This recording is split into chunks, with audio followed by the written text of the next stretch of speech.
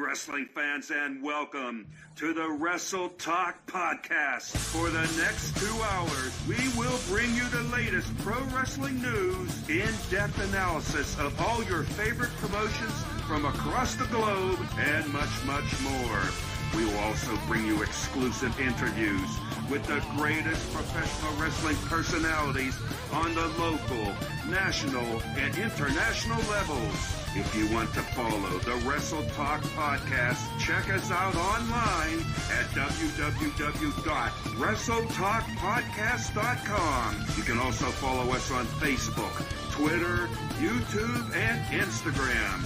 And now, it's time for the reigning, defending, undisputed leader in pro wrestling podcast, the Wrestle Talk Podcast.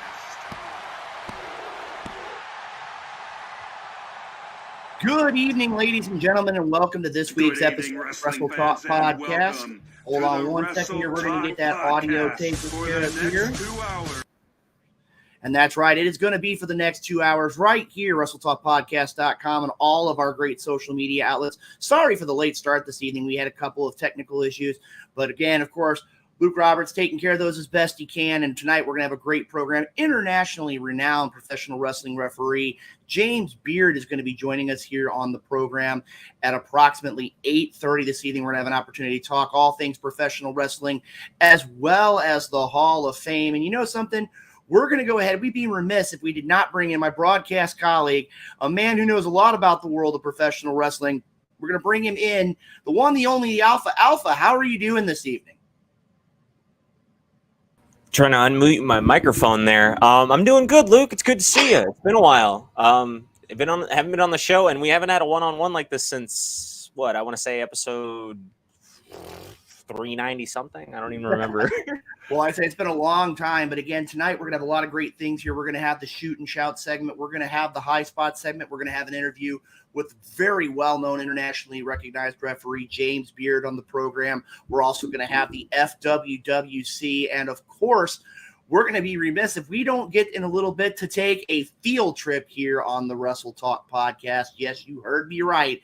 Tonight, we are going to take a field trip on the Wrestle Talk Podcast just to see a little bit more about the world of professional wrestling. Now, before we get things started this evening, we need to talk about all of our great sponsors. But, you know, before we do so, Alpha, and I'm going to go ahead and throw that over to you here in a minute, but we want to make sure that we can get things taken care of. So I want to go ahead and just so we make sure we keep this on the level. And now here's a word from our sponsor. All right, we've got that taken care of. So now let's go ahead and we will bring up all of those great sponsors. Alpha, if you want to go ahead and take care of that, you can. I'd be sure to. Wrestle Talk Podcast would like to thank all of our great sponsors, including Royal Mills Transportation, head by Dewan Mills, the CEO of the FWWC.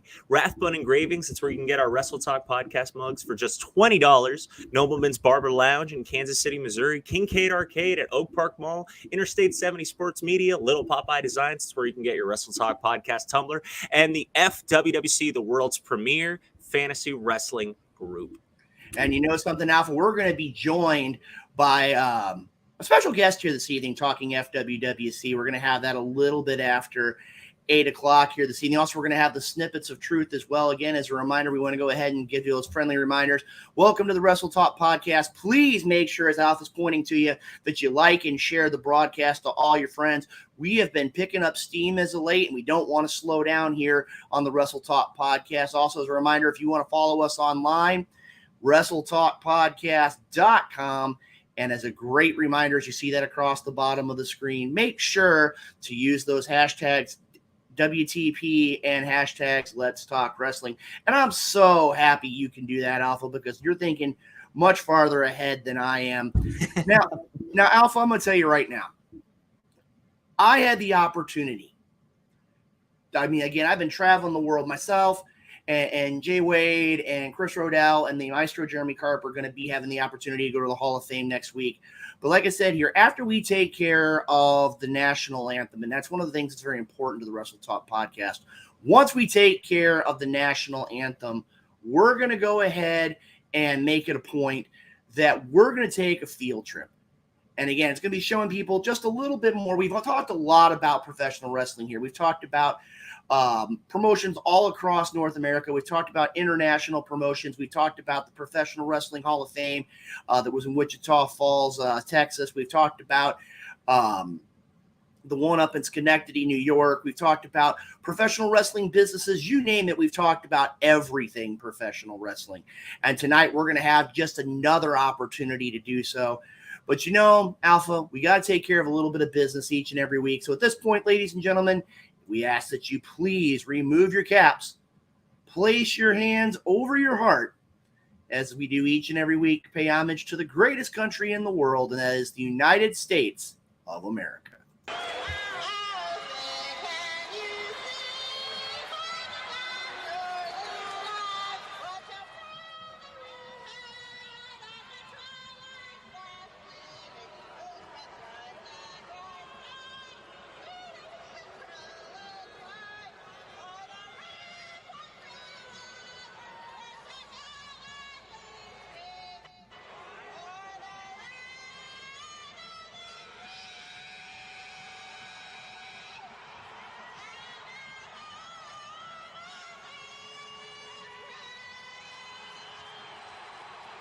All right, ladies and gentlemen, as you hear it there, Roseanne bringing us in with the national anthem this week. Also want to give a shout out to all of our great first responders, as well as those men and women who are defending our country to allow us the opportunity to bring this podcast to you each and every week. Now, Alpha, I got to ask you a question. I mean, it's been a while.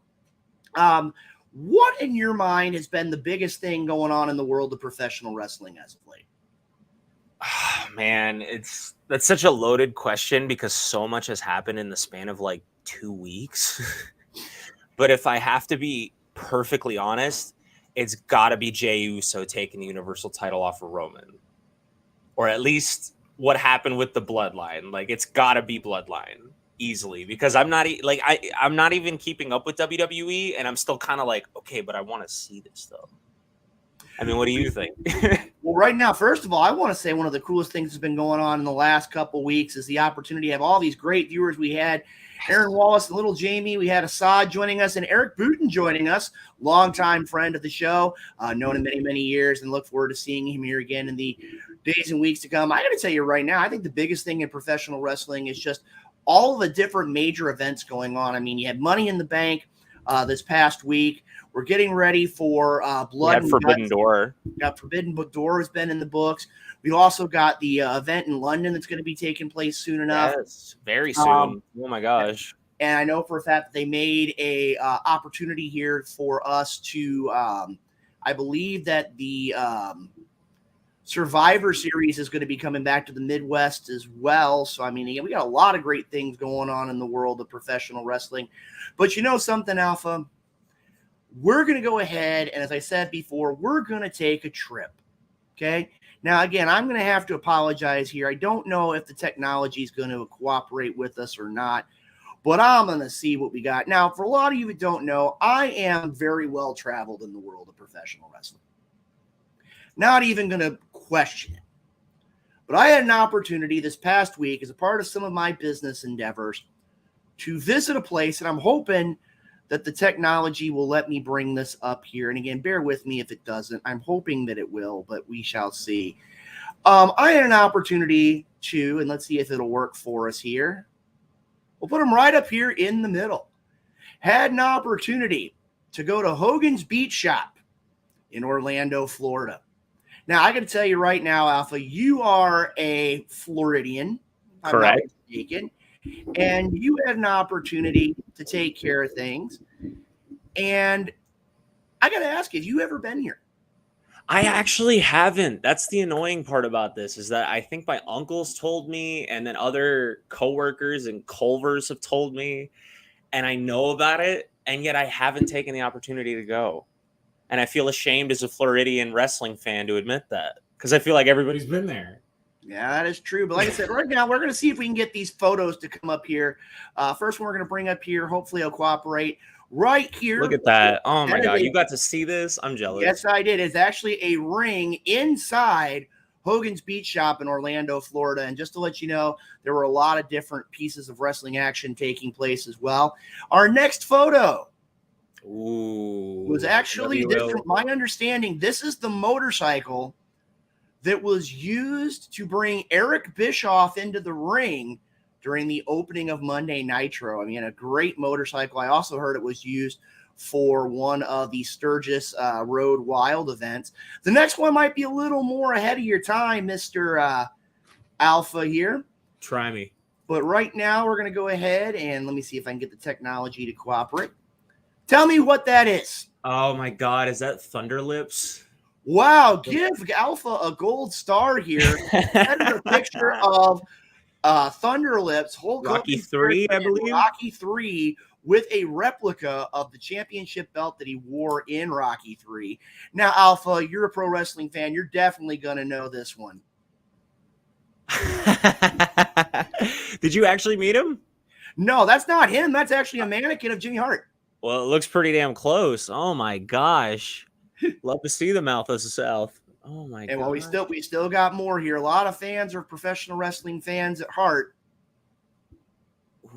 What is that? The Legacy Ric Flair belt? The Legacy Ric Flair belt, and God, what I wouldn't give to. Oh my god, that's rad. They had a special on that as well. Trust me, it's not in my budget to take care of it that way. But I'm going to tell you right now, it was a cool trip. If you ever get the opportunity to be in the Central Florida area, make it a point to stop at Hogan's Beach Shop in Orlando. I believe there's also one in Clearwater. There's also Hogan's Hangout in Clearwater as well. Really great time. I want to give a shout out to them. Also, not going to fib to you at all. I got to go to the world's largest, actually now the official world's largest McDonald's right there in downtown Orlando. I believe it's 3 stories tall. When you have a McDonald's that has its own arcade on an entire floor, you know that you've been to a pretty big McDonald's, that's for sure. So, well, now we've gotten that taken care of here, and we're going to go ahead. I got a couple other people sending us messages. I got a wonderful and okay, you got to explain this to me, Alpha. Did you eat your red and blue peanut? No, but I wish I had some. They'd go well with my pajama pants because I look like I'm ready to just sleep in and watch a Godzilla movie. So some movie snacks like that would help. I hope so, Aaron. I really, really do, because the snitch has been getting on everybody's cases. What do you have against the snitch, Luke? I don't have anything against the snitch personally. I mean, again, he is a Dynamo Pro Heavyweight Champion. He didn't let the supposed problems that he had with Dynamo Pro management get to him. He let 4 years to win the Dynamo Pro Heavyweight Championship, and kudos to him. I mean, he is at the top of Dynamo Pro Wrestling. Again, repping Dynamo Pro, just letting you know. But it's one of those ideas of where he just happened to he just has something about him that rubs people the wrong way. And oh my, we better show this. Luke could defeat the snitch. I know now within 14 seconds, the snitch is going to appear. He's going to complain. That's why I retired. I've got a variety of. Well, he's going to complain because you're saying something about him. I mean, what do you expect him to do? Dynamo Pro champion. I can't discredit that. And okay, now Jared's taking it a bit too far. All right, look, I appreciate you, Jared, for supporting the show, but I have a big enough head. I don't need it any bigger. Well, like I said, though, Alpha, I mean, it's one of those things of where, I mean, again, the Stitch is Dynamo Pro Heavyweight Champion. He will be in in-ring action this Saturday at the Farmington Coliseum in Farmington, Missouri. We're going to talk about that a little bit more in a bit. But you know what? We've talked about a lot of pro wrestling. We've talked about taking our field trip, which has been very good. And we're going to leave that one there, Jared, for just a minute. But before we get too much farther along, we're going to go ahead and move to that point in the show that everybody really loves and seems to get very much involved with. And that is the high spot segment right here on the Wrestle Talk podcast. And before we go ahead and get that theme music, I'm noticing here lots of thank yous, lots of likes and loves. And make sure to give those stars as well, because those stars help us do a lot of great things here for the program. So let's go ahead and get things moving here with the high spot segment on the Wrestle Talk podcast. Mic check, mic check. Yeah. All right. Wrestle Talk podcast. DJ Money. Yeah. Let's go. Welcome to High Spots, where we pop news like lamb chops. We dog shop, coming through the screens of a laptop and non-stop like I'm running speakers of blacktop. We hit hard like chair shots and backdrops. Like a clock flash, look like a barely fly. Now that's hard. We up to speed while they stay slow. Wrestle Talk podcast. Now they know we about to start the show.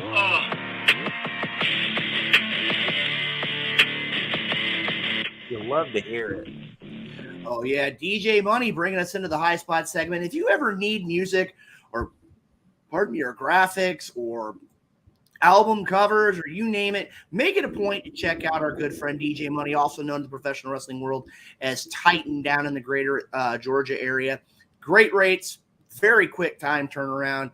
Really a great individual all the way around, an ambassador for fighting for autism as well. Make it a point to check them out. And also as a reminder, as we talk about things please make sure to like and share this broadcast, because the more you share the broadcast, the more people see it, and the more people see it, the more conversation we have, and the more conversation we have, the better the Wrestle Talk podcast is. So let's go ahead here, ladies and gentlemen. We're going to go ahead and hit the randomizer, which I know is one of Alpha's favorite parts of the show each and every week. We're going to go ahead and hit the randomizer and get things going here tonight for our first High Spot segment question.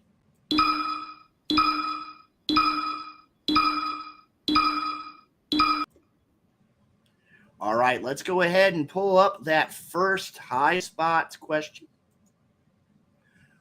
Ooh. Is Kevin Nash correct when saying LA Knight is a Rock knockoff? Wow, that's a pretty tough question to start off with. Alpha, you're the man that knows what's up here. I'm going to go ahead and throw this to you because I know you're just going to tell it how it is. Of all the people to compare somebody to, LA Knight of all people to The Rock, and that's not dissing The Rock, I'm just saying this is very square in a round hole to where I'm like, was The Rock his first answer? They are not similar. I'm sorry. They're not. Their delivery to me is different.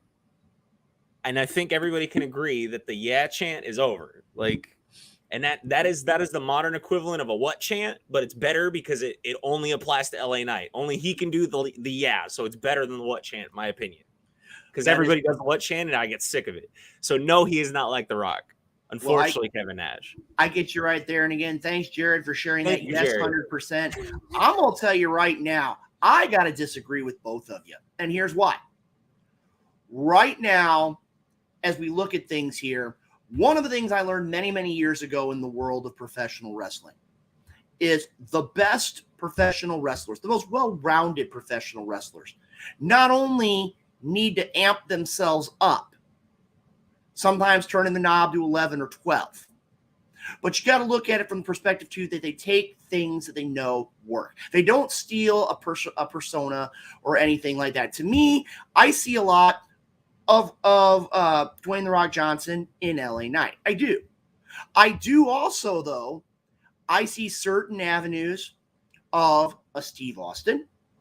I see certain avenues of a Ric Flair in the idea of where his delivery, he's solid, he's crisp, he makes it a point to go out there. The fans know what the which drives me crazy, but that's my own personal deal.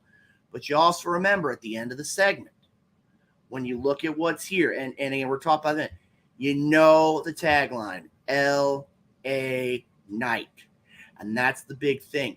In any kind of media, when it comes down to it, you got to look at it from the perspective of, do you have something that makes you unique? And the crazy thing of it all, L.A. Knight, Eli Drake.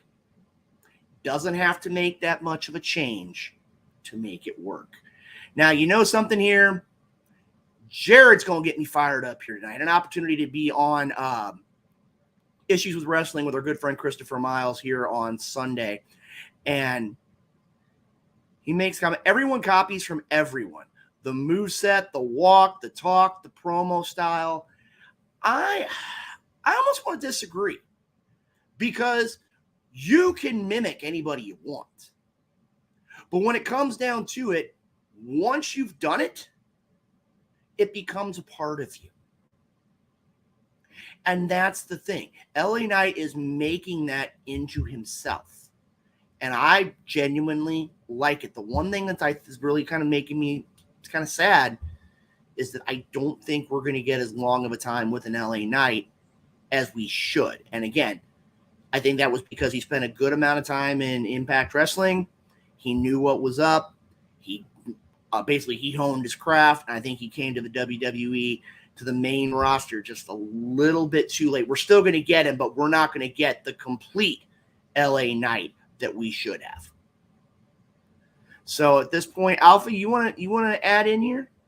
Well, I mean, since we're talking about LA Knight and, his position on the card, I want to ask, given the circumstances of a lot of the roster right now, do you think enough guys have stuff to do, or do you think there's potential for something to give some people like that? Like as of now, LA Knight doesn't have Money in the Bank like I know a lot of people wanted him to. So where does he go from here? I mean, does he go for a U.S. title shot? Does he feud with somebody and hopefully spark something, maybe a potential faction or team up with somebody? I mean, I'm honestly just feeling that I think you're right that he only has so much time, and I don't know what they're planning. Well, right now I look at it this way. When you see a Stone Cold or a Rock or a Triple H or a Sting or a Ric Flair or a Lex Luger or an AJ Styles or a Samoa Joe, they have to work their way up the ladder. And right now, we need something like that. We need an LA Knight as U.S. champion. We need an LA Knight as an Intercontinental champion. I'm going to tell you right now, imagine what it would be like if you had Austin Theory and LA Knight in the same ring. That would have a lot of interest to me. I personally like certain components of LA Knight, but I'm not going to look at the Intercontinental picture right now, because Gunther would do very, very bad things. He would hurt some people. And I mean, we saw that with Riddle. We've seen that with countless other people throughout other promotions, both the European promotions and here on the independent scene. I don't want to subject LA Knight to that. Nope, not going to happen. So not a good idea. Yeah, it would be a bad, bad, bad idea. But now let's go ahead and bring back the randomizer. We got plenty more questions here on the Wrestle Talk podcast. And hold on one second here. Ooh, I like that comment, Jared, but we're going to take care of that. And actually, you know what? We're not going to bring up the randomizer, because Jared's bringing us some information here. And you know what? I honestly think that we need to hit this.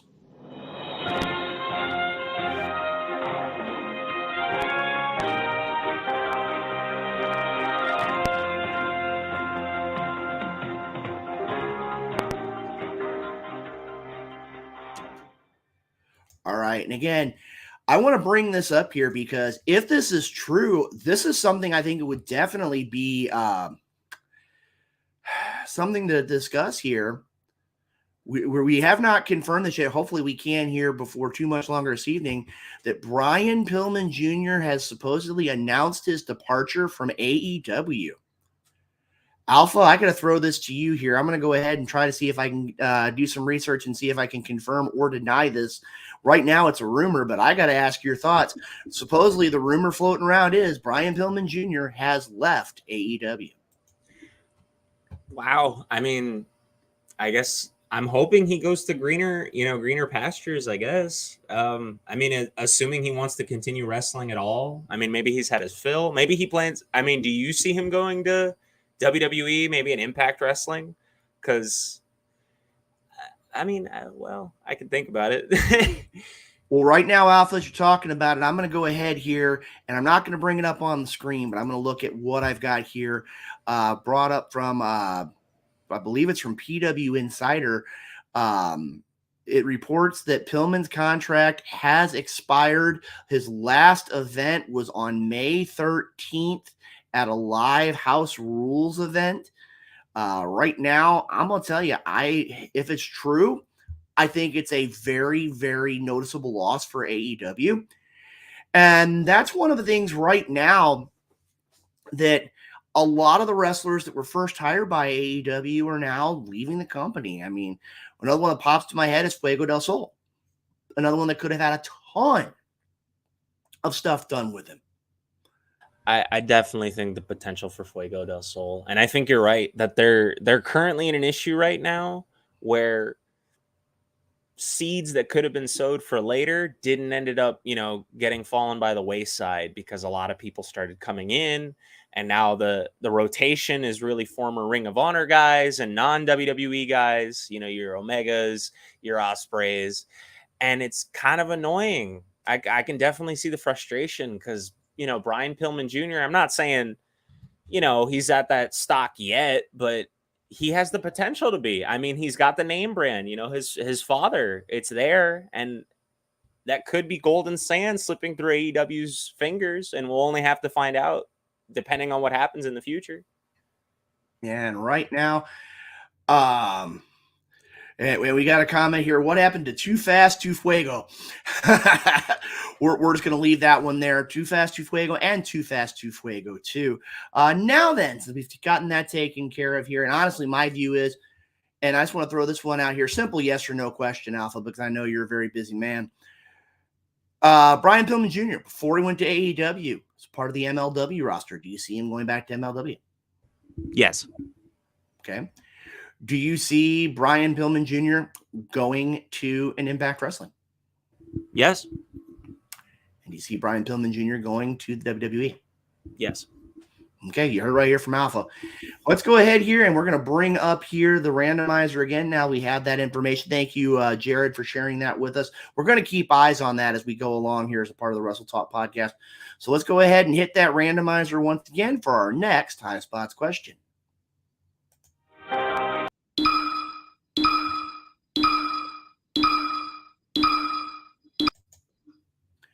All right, we've got it. Here comes our next question from the High Spots.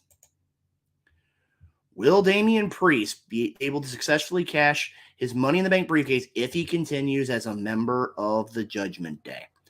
I'm going to start this one off. I think right now, I think he's crazy if he doesn't use the resources he has available. He's got Finn Balor, a man who knows what it takes to get to the top of the mountain in the WWE. He's got Dominic Mysterio, probably one of the top 5 most fan-reactive wrestlers in WWE. I think he would be making a huge mistake if he doesn't use the Judgment Day to his advantage. But in all honesty, do I see him being able to use it to cash in? I sure hope so. Alpha? I could not agree with you more, Luke. It just doesn't make sense for him to break off. I mean, it's not to say that the man can't do anything on his own, but I definitely think there's more to the character if we keep him with the group that he's with, especially because Rhea is still champion, right? Yes. So that way we can at least get some more gold for a group that desperately needed gold for a really long time. And yeah, I agree with what you said that, it makes no sense for him to not use the resources available. They are there and they generate a reaction. I mean, Dominic gets people to hate this guy. Like, no matter what he does now, people revel in the idea of saying F you, Dominic. So that paired with Balor's like in-ring ability and just, like you said, being able to climb the mountain, I think it lends itself to something. Well, here's my question to you, Alpha, and I just want to throw this in. I just kind of popped into my head here. And again, that's one of the great things about the Wrestle Talk podcast and our discussions is that sometimes this stuff happens. If Damian Priest is able to win a championship from the Money in the Bank briefcase, do you find it strange that in the Judgment Day, you've got Rhea Ripley as a women's champion? You potentially have Damian Priest as a champion. You have Dominic Mysterio, who's getting a lot of reaction. And out of the entire Judgment Day, you've got Finn Balor, who's the one that's kind of, I don't know about your thoughts on it, but that really surprises me because Finn Balor was on a meteoric rise. And I honestly, since he had that shoulder injury and he lost the championship years ago, I don't think we've seen the same Finn Balor. I really don't. Alpha, your thoughts? The thing is, you're absolutely right in the fact that it seems like he just can't stick traction for whatever reason. It was like he got the Universal title, lost it, and then they just never gave him a rematch. And then he just never had an opportunity to win it because it was either on Brock's shoulders or, somebody else's. And then he went back into NXT, and I thought that helped him a little bit. It kind of rekindled what made him good, that he didn't need demon paint. And then it seemed like Judgment Day was the good direction. Give him people, give him something to work with. And then for me personally, it kind of died down when he lost the Hell in a Cell match at Mania. And I mean, I don't know if that was for injury reasons. I don't know if that was their original intention. But yeah, it definitely kind of kills your group's momentum when only one of you walks out of the major event with a win. Yeah, that is true. And you know something, though, Alpha? I'm going to agree to disagree with you here for just a minute. I think that the demon persona really has a lot of merit. I really do. I think it's one of those, it gives you that novelty. It gives you the novelty like you have with The Fiend. And again, that's a whole nother discussion here. When we talk about professional wrestling, we talk about the situation here with Bray Wyatt. But when it comes down to it, I think right now that the Judgment Day has a lot of chaos going on, but it doesn't have, it's all productive chaos right now. What's going to happen with Damian Priest? Is he going to leave the Judgment Day? Is Finn Balor going to push him out of the Judgment Day? What's the situation with Rhea and Dom Dom? There's a lot of things going on, but it's keeping them in the public eye. Sorry, I wanted to add one thing to that, and this is entirely on WWE's decision. Which title does he cash in for? That is still a factor, because as of last year, you can cash in for an Intercontinental or a United States Championship. So potentially, I'm not saying they should do this, but is this the way to get the belt off of Gunther? True. How about this one? How about this? And this is a total right field thought. What about him being the one to take the NXT Championship so that we can have Carmelo Hayes come up to the main roster? That's an interesting idea. And you know the best part about it? It leaves Finn able to get the belt off of Rollins. And then the power structure is still there. Mm-hmm. And you know, it's kind of like the NWO. Why aren't we writing for WWE? If you want to go, Luke Roberts on Facebook. That's how you can go ahead and get that. And Alpha on Facebook. Or any other form of social media when it comes to Alpha as well. Again, a lot of great ideas here. Got some more comments popping up here on the screen. And like I said, we're kind of armchair booking, if you will, but ooh, I like it. Finn to beat Seth at SummerSlam. I can get that. Damian cashes in to defeat Seth. Get that. Kick out Finn, kick out. Ooh, I misread that. Kick out Finn. And I guess this JD is Jordan Devlin or JD McDonough or whatever he's going by now. Because I know he's been kind of keeping his face in the place when it comes to the Judgment Day lately. And he's one of those that really kind of strikes me as he could be one of those that you could, and I dare say it, he is what Randy Orton was 15 years ago. Just the guy you do not want to turn your back on because he will leave you in a heartbeat. So let's go ahead here real quick. Here we got a lot more on the high spot segment here. So let's go ahead. Hopefully it'll cooperate for us today here with the randomizer for our next high spots question.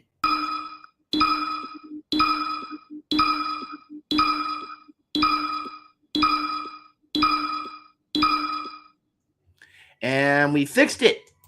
Or at least I hope we fixed it, because like I said, it just kept going and going and going. But that's okay. Ooh. Is Jey Uso the man to take down Roman and end his tyrannical reign? Ooh. I don't know. Alpha, your thoughts. I got to think about this one for a minute. You know, they had just broken Hogan's record. And WWE has this weird thing about, well, we just broke the record, so now it's okay to take the belt off of them. And Jay is at that point, because we're at the fever pitch right now. We're really kind of hitting the climax, like the fortissimo of the Bloodline story going forward. And if we could create a potential star in Jey Uso, I say why not? But that's just me. Well, right now, I got to look at it this way. I think with what they've done in the last few days, they've legitimized both Jimmy and Jey Uso.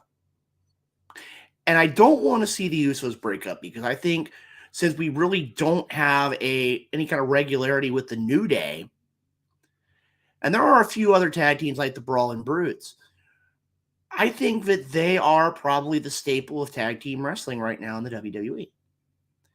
And do I get it? Yeah. But just something in me tells me that that's not the case. I made this comment on Sunday, and I stand by it. My view is, and this sounds crazy, and I kind of changing it a little bit. I think at the end of WrestleMania this year, we see Gunther with the world title. I see him winning the Rumble, being able to go, and granted, when it comes down to it, it's a situation where it's going to be tough, but I think he's definitely the guy who's actually tougher than Roman Reigns, if you can imagine that. Well, you know something? I'm going to go ahead here real quick. We still got plenty more high spots, but I want to go ahead here in just a moment. I'm just going to double check here to bring in somebody who is well known to the Wrestle Talk podcast. A man who has a lot to say when it comes to the Bloodline. Has a lot to say about professional wrestling. And I'm going to go ahead here, and bear with me just a second here. I think the man, because he's always kind of lurking in the shadows. But I'm going to go ahead here, and I'm going to bring him in with a special introduction. Ladies and gentlemen, the one, the only. Ladies and gentlemen, Hardcore Hoss is joining us here this evening. Hoss, how are you doing? And I got to ask you, my friend, what is that you're representing this evening that I believe is a beautiful piece of hardware that's on your shoulder this evening? That, my friend, would be my FWWC Hardcore Championship. All right. And, you know, we're going to be talking FWWC here in just a few minutes, Hoss. And I got to tell you, tonight has been full of surprises here on the Wrestle Talk podcast. Like I said, we're going to have professional wrestling referee legend James Beard here on in just a little bit. I got to ask you, Hoss, how are you doing, my friend? I'm doing all right. You know, just happy to be here tonight, and, you know, going to be filling in during FWWC for the CEO, and so just looking forward to being here. Well, right now, I got to tell you this. We've had a lot of great discussion here. We've had a lot of great messages here on the program as well. I got to ask you this, Hoss. You and I have talked about the Bloodline. And I know that you've definitely been entranced over the last few weeks of what's been going on with everybody involved. Do you see Jey Uso being the one to step up and end Roman Reigns' reign? Well, I mean, that's kind of a tough one, because as you were saying, I don't want to see the bloodline break up, and I can't foresee them breaking up the bloodline by any means. But I really don't know who would be the one to end that reign right now. It's really a tough call, and there's so many people that they put Roman against, and he has either dominated or at least beaten, and so it's really hard to say who they could put him against and not come out looking stupid to have them be the one to take the title off of him at this point. Well, something, I'm going to throw something out here. And again, tonight, I think Jared and I are kind of like thinking the exact same thing. Let me throw this out here. Gunther wins the Rumble. That I can agree with. I think a lot of people in the wrestling community can agree with that. Challenges for the Raw title. Don't know if that'd be the right avenue. Do an elimination chamber for who challenges Roman. 3 from Raw, 3 from SmackDown. Kind of done it before. Cody wins and dethrones Roman at Philly to end the story. Thoughts, gentlemen? I like the idea, but personally, I don't know. I don't know if this is that long-term storytelling or what it is, but it just something doesn't add up for me. Hoss, I'm going to throw this to you, and then we'll take it to Alpha. I could see them having Cody dethrone Roman, but now that they're on separate shows, that just I'm not so sure that he'll be the one to dethrone Roman, being he's over on Raw and Roman's on SmackDown. But I definitely don't like the idea of Gunther challenging for the world title. I think Gunther would be better suited challenging for Roman's title than challenging for the world title. So, Alpha, your thoughts? I am torn on this. Just because I want to applaud WWE for the forethought of having something booked this long, because having Cody fail at Mania just to try again at another Mania is some pretty long-term booking that I think we can all appreciate. That we can appreciate that a storyline took this long. But it feels like a big shot in Cody's urgency. Because after this pay-per-view, what is he going to be doing? Like, what on earth is he going to be doing until Mania? We still have like 5 other pay-per-views before we even get there. And I'm meant to believe that he's just la-di-daing around until Mania comes around and he wins. Those are my thoughts. Well, something, guys, I want to throw a little bit of a different perspective here. I agree with you in the idea that Cody is somebody who very much should be in the picture. I do. But you got to remember, too, is the idea of where, when it comes down to it, Cody is a Raw superstar. Roman is a SmackDown champion. The only way I could see this, and this is going to sound crazy because of the idea of what's there, is exactly the way Jared has said it. Because they need somebody to go, but then why would you have 3 from Raw and 3 from SmackDown? If you're putting it out there for the Undisputed Unified Championship, then it should be all 6 SmackDown competitors. I don't see why you would have Raw personas, Raw competitors in that situation. I don't see that happening. But again, it's definitely interesting as we can put it out there. And again, thank you, Jared, for putting that out there. If you're watching the show, make it a point to share the program. Make sure that you're going out there and you're supporting the Wrestle Talk podcast. And again, as a reminder, make sure that you are sharing and liking this broadcast.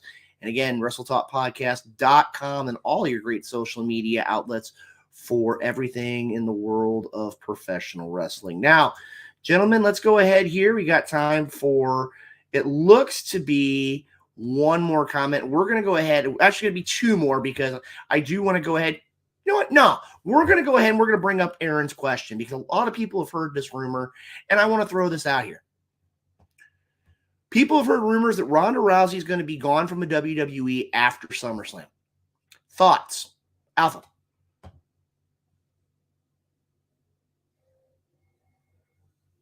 Sorry, I was fidgeting with my computer. Honestly, I think it'll be for the best. I really think the shine has worn off of Ronda for a long time now. So just getting rid of her might be for the best. That's just my opinion, though. Well, I'm going to tell you right now, to me, I think they're doing it the right way. If Ronda is officially going to be gone from the WWE, you're going to give all the credibility in the world to Shayna Baszler if she's the one that can kind of make sure that she is the one that sends her leaving. Hosh, your thoughts? You know, from everything I've read, and you know, I actually follow Rondo on social media, and you know, I do read a lot of stuff with Ronda. My understanding is that she is the one who's given them the hard out. She's the one who said, "This is the date, I'm gone." And the Shayna Ronda feud is something they've wanted to do for a while. And they also wanted to do the tag team for a while. And it was all supposed to have started sooner until she got hurt. And then once she got hurt, you know, they had to put it on the back burner for a bit. And, you know, so now they're kind of rushing through it. But she's pretty much definitely gone here soon. But nobody seems to want to.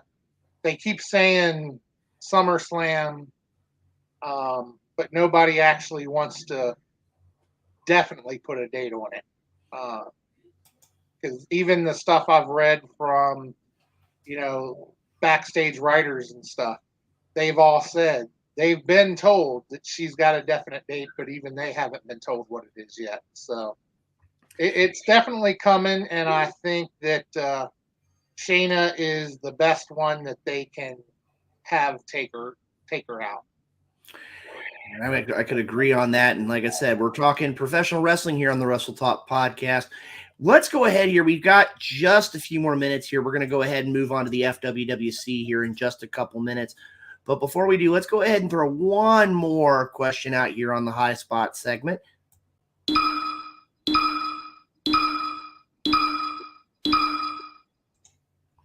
All right, let's see what our final High Spots question is today.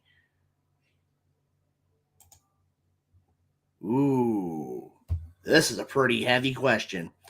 Do we as fans need to see ultra-violent moves to be satisfied like the Tiger Driver 97? Is storytelling taking a back seat in professional wrestling today? This is a very interesting question.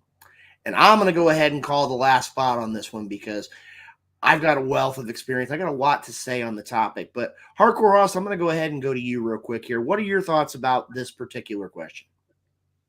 You know, personally, do we need to see it? I don't think it's something that you necessarily have to have in a match. However, when it comes to the fans nowadays, it's come to that's what they want to see. And it's becoming more and more of a normal thing for people to put their bodies out there and to endanger themselves. And the fans are loving it, but you're having people who are getting hurt. And it's becoming more and more prevalent. You know, just like last month at WDWA, you know, Clay Jacobs dove off of a ladder, went through a table. When he did, put his foot on the top rope. And just today, he underwent surgery on his ankle where he has broke it in several different places. You know, it's not something that you have absolutely got to see, but it seems to be something the fans want more and more often, that people are accommodating the fans with, that are putting them in more danger than what they used to be. Okay, very valid point there, Hardcore Hoss. Alpha, your thoughts on this topic? I definitely think as fans, we don't need to see ultra-violent moves. Just in the case that, like Haas said, a lot of these guys are putting their bodies on the line for this stuff. And I mean, I thank you for your sacrifice, sir, but it is not needed for me to enjoy the wrestling. I assure you, I want your neck to maintain in one piece. Now, I don't think storytelling is taking a backseat to professional wrestling, just because I still think we're getting better at telling stories like that. And in fact, I'd argue that Tiger Driver 97 was storytelling. The idea that Ospreay would break out such a dangerous move to kill Omega in that match, I think emphasizes just how much of a blood feud those two had. But in the case of other wrestling and in the case of doing dangerous spots like that, I think those are the specific instances where you should be doing it, if that makes sense. Well, you know, Alpha, and you kind of make a real good transition here. We talk about this. I'm going to quote a man that I've listened a lot to over the course of my career, and that's one James E. Cornette. And I got it from a different podcast, but something he said really kind of hits home as it relates to this topic. Imagine how wrestling would be different today if the wrestlers of the 70s and 80s and early 90s took the same risks that wrestlers do today. Their careers would not be nearly as long. And that's one of the things I look at. I feel very fortunate that with being around pro wrestling now for a better part of 35 years, I'm fortunate, like Tully Blanchard said, I got some aches in my knee, I got some aches in my lower back, got some issues in my neck that I know full well are probably heredity, not necessarily helped by being in the professional wrestling ring. But when it comes down to it, and you see these wrestlers doing these things on a nightly basis, they're wearing down their bodies. They're taking away the time that's there. I remember having a discussion with several people about watching matches from back in the day, and now a lot of people say, oh, well, that's not wrestling. Yeah, it is. When you can go out there, I'll tell you right now, the biggest match I've watched this week, 1951, if I'm not mistaken on my year. Lou Thesz versus Verne Gagne. And the first 15 minutes, as they say, we're jockeying for position. Collar and elbow tie-ups. Test of strengths. Hip tosses. Arm drags. Showing your ability. Do we need the high-risk moves? Yeah. Does it add something to the wrestling? Yeah. But you don't need to break out 2.5 flips onto flaming barbed wire tables every event. Because fans don't. It's like they get it, and then they turn around, and that's what they expect. And it's one of those where, to me, I look at it from a perspective of less is more. And I think it's one of those where it's going to take some time to get professional wrestling fans to really understand that. So at this point, ladies and gentlemen, that's going to conclude our high spot segment here. We're going to go ahead real quick, and we're going to go ahead and thank all of our great sponsors before we move to our next segment. I want to thank all of our great sponsors. We want to thank Royal Mills Transportation, home of the CEO himself, Dewan Mills. Rathbun Engraving, home of those great Wrestle Talk podcast mugs that are available for $20 each. You can get information on that Wrestle Talk podcast on all of our social media outlets. Noble Men's Barber Lounge, Kansas City. Kincaid Arcade at the Oak Park Mall. Interstate 70 Sports Media with our good friend, the Maestro Jeremy Karp. Little Popeye Designs, where you can get those Wrestle Talk podcast tumblers, which are really moving fast, guys. You need to pick yours up today. And, of course, the FWWC. And you know something, guys? If we're going to talk about FWWC, and we've got the FWWC Hardcore Champion here, you know what, Hoss? I received a message that we were going to have a special guest here tonight to bring us up to date on the FWWC. And I got to ask you, since the CEO is nowhere around, that Night Owl guy, we know he's not here. Could it be that our guest for the FWWC is somebody that's very familiar with the Wrestle Talk podcast? Very well could be. Is it someone who's held championship gold in the FWWC? It could be someone that not only has held it, that currently holds it. Ooh, extra special point for the show tonight. Is that person on the show right now? Well, yes, he is. You know So, what? Alpha, grab your belt. Oh, wait, you don't have one. Oh. Well, you know something? If it's been a champion, Red card, man. Red card. That eliminates the Alpha here. We're going to go ahead and throw things over to Hardcore Hoss to talk about the wonderful world of the FWWC. And Hoss, I know we got some graphics here. I'm going to go ahead and turn things over to you. You know how to take care of business, so I'm going to go ahead and throw it over to you to talk about the FWWC right here tonight on the Wrestle Talk podcast. All right. Thank you very much, sir. You know, it has been absolutely crazy over in the FWWC. You know, coming off of a big pay-per-view, we have seen several titles change hands through that pay-per-view.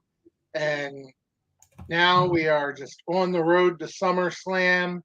And, you know, we've already found out that, you know, I will be defending this Hardcore Championship at SummerSlam against none other than Hardcore Sis. So, you know, that should be an interesting match. Whoa. You're defending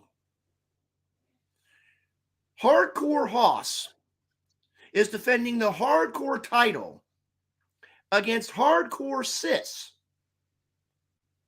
That is correct. Okay, I'm just going to sit back here because my mind is just...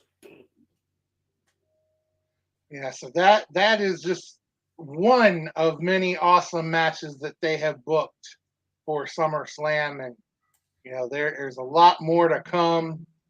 So just looking forward to that. But as we start down this road to SummerSlam, of course, we will see the main roster in action Monday night.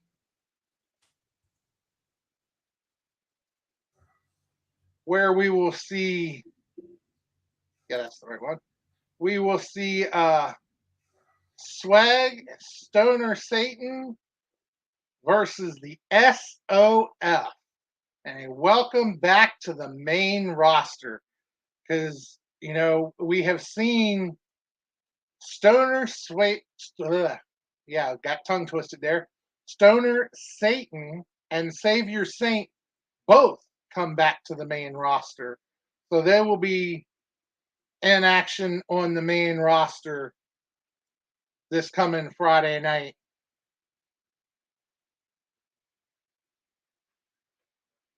Look, that's an old one.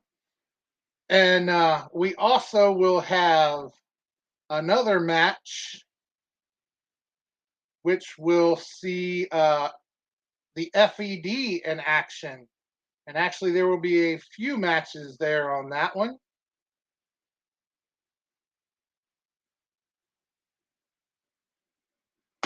That's an old graphic there. We will see Taylor Marie versus Jinxed. You will see Jake Wyatt versus Karma. James Maverick versus Voorhees.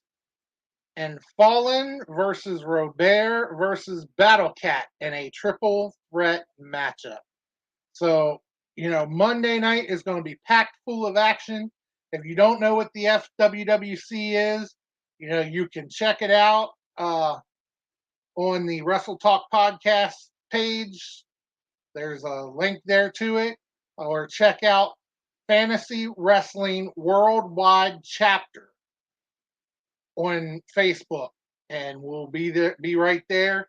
We get real championships here if you happen to win a championship, and we just have a good time. We have challenges on Friday nights, Monday nights, pay-per-views, so we stay pretty busy. So and Alpha is a part of the FWWC, myself, Night Owl's over there running a few things, and so Alpha, what are your thoughts on the FWWC and some things that you've seen here recently? Well, yikes, that echo. Is that my end? Yeah. Yikes. Well, for the FWWC, there are a lot of, I want to say, surprises as far as a lot of the roster is concerned. Some new direction for people that I think is really helping everything. Familiar face. I'm actually friends with Taylor. Me, and Moby. We were in a wrestling page. It was fun. So I expect to see really cool things from her because, as you can see, she definitely has fun with her promos. And all I gotta say is, just because I'm sure some people are curious, expect something from me and Night Owl the next couple of days, but don't tell anyone. Yeah, we haven't seen much of you here recently, but hopefully we get to see you back here soon, and I'm still kicking and get back to business. So, but I think that's about it for the FWWC section, and I do think that we have our normal section following that, but I'll go ahead and let Mr. Roberts take it back over from here. Unmute yourself, Luke. It's all Alpha's fault. He did that earlier on. It's all Alpha's fault. But you know something right now as it stands here, first of all, it's always an honor and privilege to have here. And I'm going to ask you this right now, Hoss. I know you're going to be sticking around here because I know you want to take part. You want to listen in on that great interview we're going to have here in just a couple of minutes with professional wrestling legendary referee James Beard here on the program in just a few minutes. I know you're going to be sticking around in the background, but want to say thank you for coming on the program here tonight. And I know you're going to be looking forward to that interview. Speaking of which, we're going to go ahead here, and Hardcore Hoss, if you'd be so kind, we're going to go ahead and hit the music for our Snippets of Truth segment with the one, the only Big Daddy P. Let's go ahead and hit it.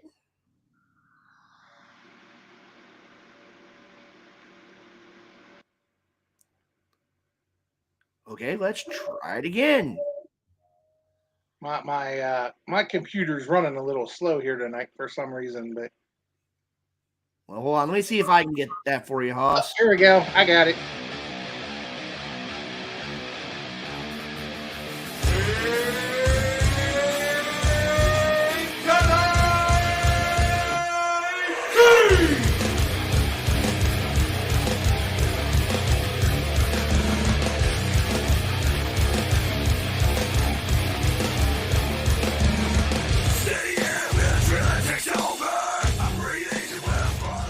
Hello, gentlemen. Welcome back, Alpha. All right, ladies and gentlemen, Big Daddy P, I got to ask you, man, I've been seeing a lot of things online lately. How in the world have you been doing, my friend? Amazing, man. Let me tell you, you might not understand the plan that he has, but always know that he has a plan. The right thing done at the wrong time is wrong. The wrong thing done at the right time is wrong. Only the right thing done at the right time is right. And I just got to tell you that compared to the last couple conversations we've had here on Wrestle Talk, things have looked up amazingly. God is not only faithful, but he is opening up doors that only he can open. And I'm just thankful and grateful that I wake up every day to be able to serve him, to love his people, which is actually the title of my snippet of truth tonight, which is fervently loving one another. So I am just man, the wrestling business is awesome. I've been listening for some time at the high spots and what you guys were talking about. And back on the last time we were on, and Alpha, you weren't on, and we made a joke about, because you used to be in a closet all the time, and now you're no longer in a closet. You're now outside the house. And I just wanted to make sure you weren't homeless. Are you doing okay? Yes, thankfully. Just currently living in an apartment. That's all right. And we're going to be moving to Claremont soon. Happy to say, as far as good news is, my fiance is getting a new job. She's getting an interview. So, fingers crossed, Awesome. gentlemen. And so that's the signs, man. That's it. You can't stress, like you say, Problems are guaranteed, but stress is optional. Exactly. Problems are guaranteed, but stress is optional. It's how you respond to the situation that truly makes a difference. You know what the difference between responding and reacting is? 5 seconds. Just take a few moments before you respond. Think about what you're going to say, and then say it, and it will usually come off better than what you thought. Very true, Big Daddy P. Very true. Now, Big Daddy, I'm going to let you know right now, and usually I kind of try to keep things going here. I know Hardcore Hoss keeps an eye on all the social media feeds if we have anything to bring forward. I got to tell you, I'm going to be kind of a little bit nervous and a little bit sad in the next few days. For those that we talked about at the top of the show, we're going to have a large contingent of the WTP family that's going to be heading to the Wrestling Hall of Fame up in Iowa. As we said, we're going to have our guest James Beard here on in a little more than 15 minutes. We're myself and Chris Rodell, Big Sexy, and Justin Wade and the Maestro. We're all going to be traveling. It's about 5.5, 6 hours one way to be in attendance for the Hall of Fame. Again, it's going to be a very long trip. I think it's going to be a very exciting trip and a new chapter for the Wrestle Talk podcast. But I also think back, I know I mentioned it a couple weeks ago. I had a friend of mine we talked about at the very beginning of the episode a couple weeks ago who passed away, and his memorial service is going to be this Friday. And you would not believe the number of friends that I've made in the wrestling industry. Guys, be honest with you, I have not seen in person in pushing 15 years. And just the number of people who are coming together to celebrate the life of our friend, the Punisher. Like I said, it's going to be, really wish we didn't have to come together for this kind of a reason. But like I said, it's kind of a lot of things on my mind. And I know that, like I said, Hardcore Hoss, you've got a lot going on in the world, and I know the Night Owl, keeping Nightmare Jones going. I know that Rodell is dealing with some family issues, otherwise he'd be joining us tonight. I know that Justin Wade is taking care of some professional issues this evening as well. So a lot of things going on in the world, and like I said, I just want to kind of keep everybody in the loop, and I'm going to go ahead here real quick and see. Don't have anything really popping up here in the comments, but just want to. Night Owl shared. Night Owl tagged me in a post earlier from Kenny Pat Peterson. Can't give any details, but he's asking prepare for prayers for healing in a time of grief for some friends. So I have a feeling that's what you were talking about. Mm-hmm. Pretty sure. Because again, one of the things about death, isn't it amazing how in America, and it's mostly in America, but we sing happy birthday, right? Happy birthday to you. Happy birthday to you. We always do that. Yet the Bible says it's better to celebrate one's death than one's birth.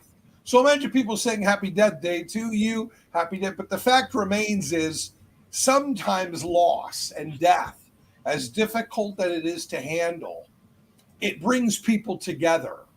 I can't tell you how many times I know someone who's passed away who maybe some people in their family were split, but because of the death, all of a sudden people come together. So if you have the ability to try and identify what are some of the positive things to take out of this, that's the best way to focus, because otherwise, if you continue to think about the death and the repercussions of the death and what are you going to do and how are you going to adjust, when you spend all that time with your brain locking in all that negativity, then there's no room for the positivity to be in there. And so usually anytime there's a death, I always try and remind people to remember, what did you learn about this person's life? I mean, there are people right now, it's 8:18 in Central Time. They're driving home from work. They think they're going to make it, but they're not. They're going to get in an accident. They're going to be face to face with the Lord. They don't have to worry about taxes anymore. They don't have to worry about bills. But all the people that are left behind, right, they're going to miss that person. I mean, I can tell you firsthand that when my time is done here, this world's going to be a whole lot quieter. But that's okay, because ultimately we need to look at celebrating the life that we've had. It's kind of like anytime you ever see a post on Facebook about, don't come to my funeral if you weren't willing to call me while I was alive. Look at this situation as an opportunity to identify how this person affected your life. Because usually when someone passes, you find yourself thinking, well, maybe I should have said something different, or I shoulda. And you spend more time going back instead of focusing on moving forward. So you will get through Friday. It's not going to be easy. Y'all are going to come together and be unified, which is what the Lord wants. He wants everyone to be together, unified instead of divided, which we live in a country where we're divided by color, we're divided by religion, we're divided by sex, we're divided by genders, and that was not his plan. In the beginning, it was never about everybody being apart and torn up. It was all about wanting everyone to live happily together. And I think one of the things I love about the Wrestle Talk podcast is that you always come together. When there's difficult times, you guys come together. And I think that in itself speaks volumes, not only about the Wrestle Talk podcast, but just about what God's doing through the podcast. Because it's easy to praise him when things are good, right? It's when things go bad and things are rough, it's hard to praise him. Sometimes, at least over the last couple months, it's been hard for me to be able to pray simply because of the burdens that we've been facing. I mean, as a lot of you know, my wife got in an accident about 1.5 years ago through her business. She wasn't able to do her business anymore. She's making a fourth of what she was making before. Things started getting stacked up. Things were difficult. Our car broke down. And then out of nowhere, we all of a sudden got a car. All of a sudden, we found out she's got a raise. All of a sudden, we find out she doesn't have to pay child support anymore. So all these things began to turn over. If I just would have waited and not freaked out. Now, all I did was lose sleep. Time, I added some extra gray to my hair over worrying and being concerned. But I always, every time it happens, it's like I'm like ready to give up or I'm ready to lose hope. And then he comes through and then I feel bad because I didn't trust him. And the good news is he's so loving and so caring that even in those times that I don't trust him as much as I should or could, he never leaves me. He's never away from me. There will never be a time for every moment of my life he has already ordained out. He knows I can't add to my life. I can't take away from it. And neither can we. So don't lose hope. I understand you guys are going through a hard time. But at the same time, would he want you who passed away? Would he want you guys? How would he want you to respond? You know something? And Perry, you talk about this. I think about the opportunity being in wrestling a long time. But I mean, again, Hardcore Hoss Alpha, you know about the World Professional Wrestling. Perry, you've been around professional wrestling. I had an opportunity very early in my career to wrestle the Punisher. And being the young guy, I was doing exactly what I was told. Only problem was the idea that I kind of didn't finish the match when I was supposed to. And he threw his finishing move, and everybody in the locker room was told, don't kick out of this finishing move. And I remember kicking out, And I can't share on the Wrestle Talk podcast what was said, but he hit me with it again, and he stuck me with it. It was probably one of the toughest belly-to-belly suplexes I've ever taken in my life. I get back in the locker room, and he's like, "Why'd you do that?" I'm like, "Because you didn't tell me you were doing it." And we had a couple good laughs about it, and everything went according to plan. And like I said, man, I mean, it's just looking at it from a different perspective. I mean, he was a great guy, and just being able to go back and telling some of those road stories and being able to be a part of things. Again, it's going to be a good time coming together. Like I said, we're going to go ahead here. I think we've taken care of all of our requests at this point. We're going to go ahead here and turn things over to you so we can go ahead and hear our snippet of truth for this evening. In Ecclesiastes, it says, "In the day of prosperity, be happy. But in the days of adversity, consider."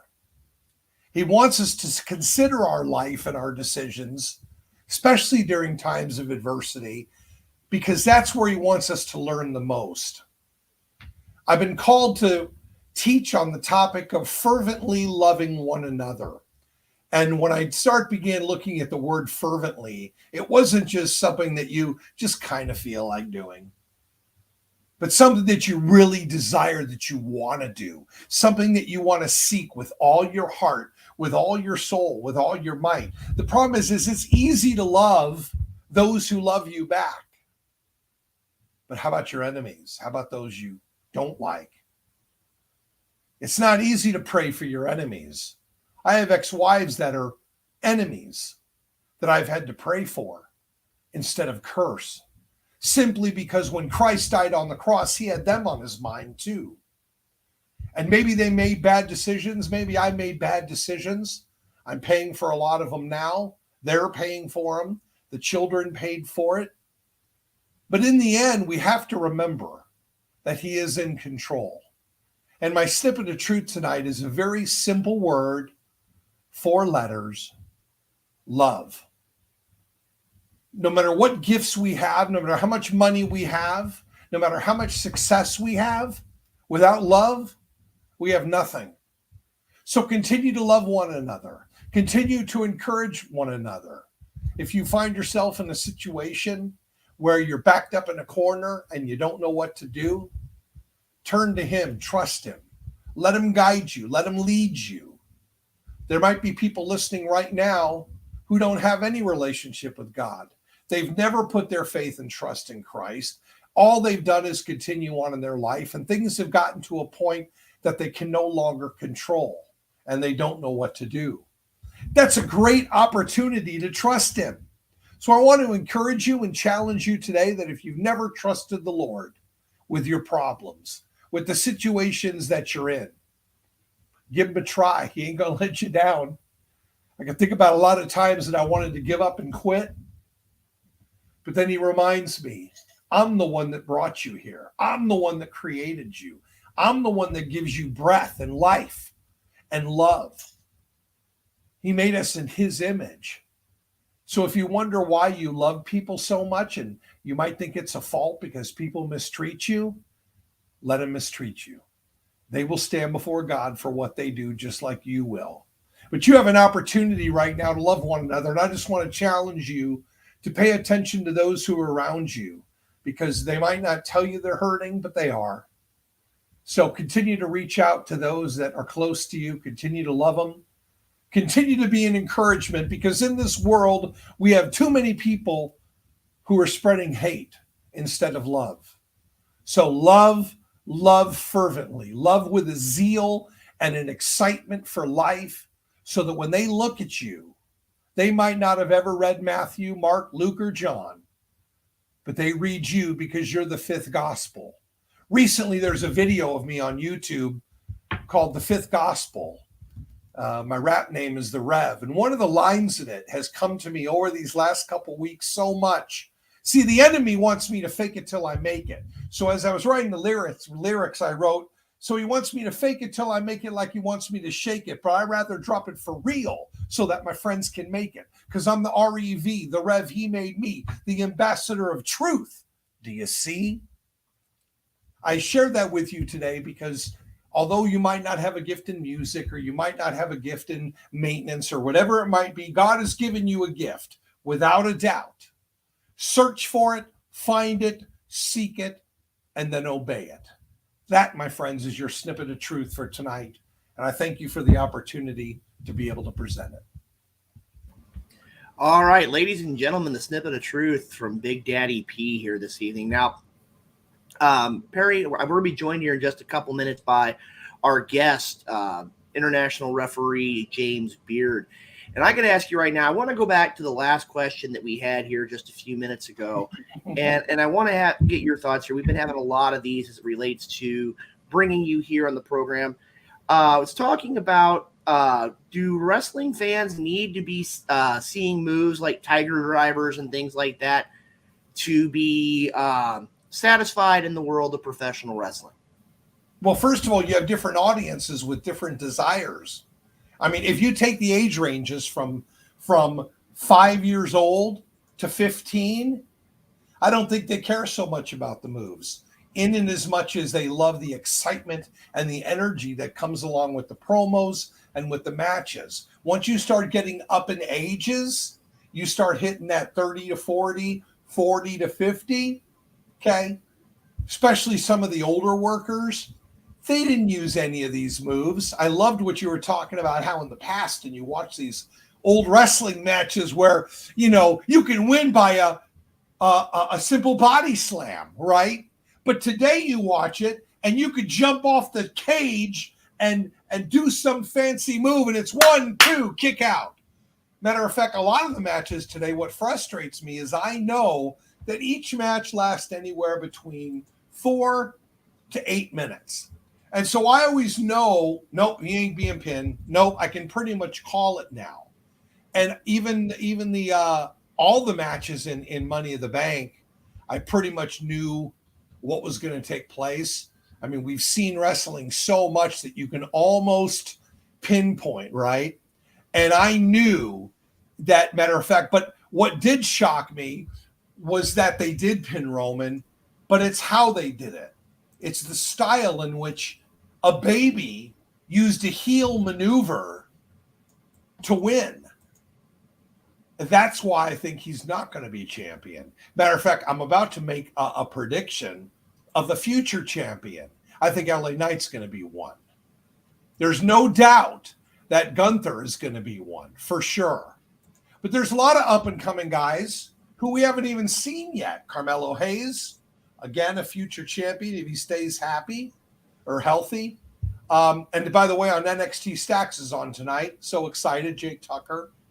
Been watching him grow, and I didn't know what they were going to do with him. And now it looks like now that what's his name is in jail, and they I don't know what's happening on the match. I'll watch later on, but it's just so great to watch these young guys who, by the way, one funny quick story about that. When Jake first wrestled for us at 127, him and Dylan McQueen it showed up early and they were working on their match, and Dylan nailed him. And I think either busted his head open, something, but Jake had to go to the emergency room, Stacks. He went to the emergency room, came back, and still wrestled his match. Okay. Wow. From that day, I was like, okay, because usually if wrestlers get hurt beforehand, they're gone for the night and you lose them. So the fact that he came back showed me as a promoter that he was serious about his craft and his business. He's also a student of JPWA, which is hands down one of the best training facilities out there. Attention wrestlers, continue to work hard, continue to get training. Don't ever think you can't learn more. Feel free to exercise your creativity, but always understand that the promoter, his show, it's his. And so always be respectful of that position. You'll go much further in this industry if you respect that authority instead of trying to prove that you're better or greater than anybody else. Continue to be humble, continue to be teachable, work with the promoters, do what they want you to do, because the more you respect them and care for them, the more they'll take care of you down the road. Don't think for one moment that if you're going to screw a promoter over, that he's going to forget. He's not. He's going to tell 2 other promoters, stay away from you. It'll affect your pay. It'll affect the outcome of your matches and any future you have in this business. It's a small business. It's not a big business. Everybody knows everybody. So let your character and your integrity lead. All right, ladies and gentlemen, you heard him, Big Daddy P here on the Wrestle Talk podcast. Perry, I want to thank you for coming on the program. And again, look forward to having you back here next week. Love you guys. See you later. And hey, on Friday, I'll be praying, okay? All righty. Like I said, Big Daddy P here on the Wrestle Talk podcast this evening. I'm going to go ahead and be joined by the Alpha. Alpha, I got to ask you, we're going to be taking just a minute here. We're going to have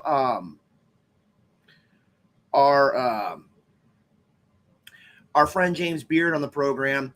What have you thought thus far of tonight's program? I think it's been pretty fun. I mean, there's a lot of content. I think we've been doing some pretty good powwow, a lot of back and forth. Made the time go by a lot quicker. Well, I get you. And like I said, I'm looking forward here to having James Beard on the program. I just got a correspondence from him. He will be on here in just a few moments here on the Wrestle Talk podcast this evening. We've got things taken care of. We're just waiting for him to dial into the program this evening. I got to tell you, there's a lot of great things that are going to be taking place this coming weekend at the Wrestling Hall of Fame next weekend, I should say, in Waterloo, Iowa. It's the 20th through the 22nd in Waterloo, Iowa.